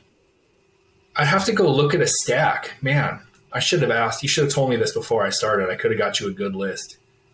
No, I like to know what comes to your head. Well, definitely the blind date, because I'm kind of bummed because it seems like dude kind of dropped out. Maybe I'm wrong. He didn't. I talked to him recently. He didn't. He's still going. Cool. Good. Yeah, because I think that there was a couple other Oxen's really like been putting out. He's like curating really well, I think. Yeah. Like he doesn't release a ton. So when he does, you know, I'm always like, I make sure I pick it up. I got a recent batch from him, but I haven't listened to it yet. So I kind of need to, like that Circuit Wound. Yeah. And there's 2 tapes there, I believe, as well. Man, I'm sorry. I'm drawing kind of not necessarily a blank, but I don't know what came out in what year. I mean, there was it doesn't matter what year, just like, you know, in the last year or two, like some of the stuff. I mean, I really like talk about Oxen. I like Unsustainable Social Condition. Like the stuff that he's been putting out, I think has been really good. Yep. You know, Seepage I really like from a newer project. Yes. Yep. Seepage is killer. I mean, Jackson Pratt obviously has been fucking crushing it. Scathing's been crushing it. You know, Skullheim's been crushing it. Sorry. But yeah, that kind of brings up that weird thing where it's like there's probably half a dozen to a dozen like really killer projects right now, and everybody's trying to work with them. So that's kind of funny. There are more than that. No, there's more than that. I know. downplaying the noise scene for sure. But like Scum, I really like the Scum stuff I've heard, especially, you know, like some of the stuff that, again, Oxen put out some killer stuff from Scum. Yep.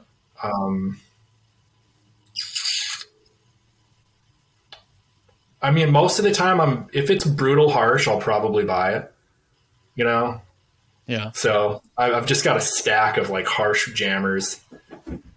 I mean, those are the projects that I can think of from the last like year that I've been like paying more attention to, which is, it's bad because I feel like I'm getting tunnel vision, you know? And that's why I'm like, oh, there's these 6 bands. So I need to diversify a little bit. Like, you know, and that's why I like seeing like what you're releasing and what New Forces is releasing and Oxen and like some of the other labels that are mainly just brutal harsh. Yeah. Then I can like kind of like, okay, this is what I'm missing out on that I need to fill in some blanks, you know? Sure. Yeah, for sure. And I mean, I guess I've got a lot of tapes from New Forces too that have been pretty damn good. Yeah. A lot of them are names that I don't recognize though. So I don't know if people are using a lot of aliases or if you guys are just doing a really good job of picking out people that I don't know of. And I don't want to list mainly people off of my label because I think that's kind of a weird thing to do. So I'm trying to like stay away from people on my label just because obviously I love you shouldn't. them. You could. I know, but like, I mean, the stuff you release should be your favorite of the year. Well, and that's what I assume. So that's why I kind of want to like, you should assume that if I put it out on my label, I loved it. So like, I'm trying to like talk about people that I haven't really dealt with, which is misleading because I have a Seepage CD coming from the plant like next week. So no, but that's legit because you work. I mean, then it's your real list because you work with. I assume you work with or try to work with the people you're really, really into. Yeah, I do. And then some of the people I feel that it's like a saturation issue. I don't know if you ever look at that when you're deciding if you're going to like contact people. Like, sure, like some bands just have too much shit out, and even if I love them, I just don't know that it's a good move. Sure, I think with myself, it's not even a good move. It's just like there's a lot of artists I really, really admire and love their stuff and love buying it, and I'm even like in touch with them or friends with them, but still for some reason doesn't feel right to put it out on my label for some reason. But I don't know why. It's just like they're really either associated with a certain other label or scene or something like that, or I don't know. But there's certain artists that I probably wouldn't ask, even though I like love their music. There's a lot actually. Yeah, I think there was a Negation tape that I was super into that came out recently too. I don't remember who put it out. That's a cool project. I have heard very little from them, but the tape I've heard is really cool. I need to check them out more. Yeah, I'm sure I'm forgetting some like just face melters, but that's good though. That's pretty fair. Yeah, cool. All right. Well, is there anything else you want to add? Anything else you want to tell the people? I can't think. I think I probably ranted enough. You gave a lot of good information. That was awesome. Currently available from White Centipede Noise, Aaron Dilloway and Jeff German, Casual Collision CD, co-released with New Forces.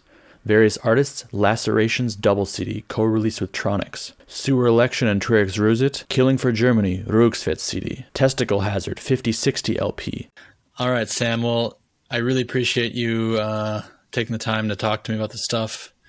For sure. Everyone, you guys know about PHAGE Tapes already, but if you don't, check them out. It's a powerhouse label, like I said. There's something for everyone there, and I mean that really. Like, if you look back through what they have in stock, you're definitely going to find something super sick that's right up your alley. So with that, talk to you later, Sam. Enjoy your Sunday. All right, thanks. See you later. Thank you for tuning into White Centipede Noise Podcast. Please hit the like button and subscribe to this channel. This podcast is made possible by viewer and listener support. If you enjoyed this podcast, please consider supporting it at patreon.com/whitecentipedeNoise.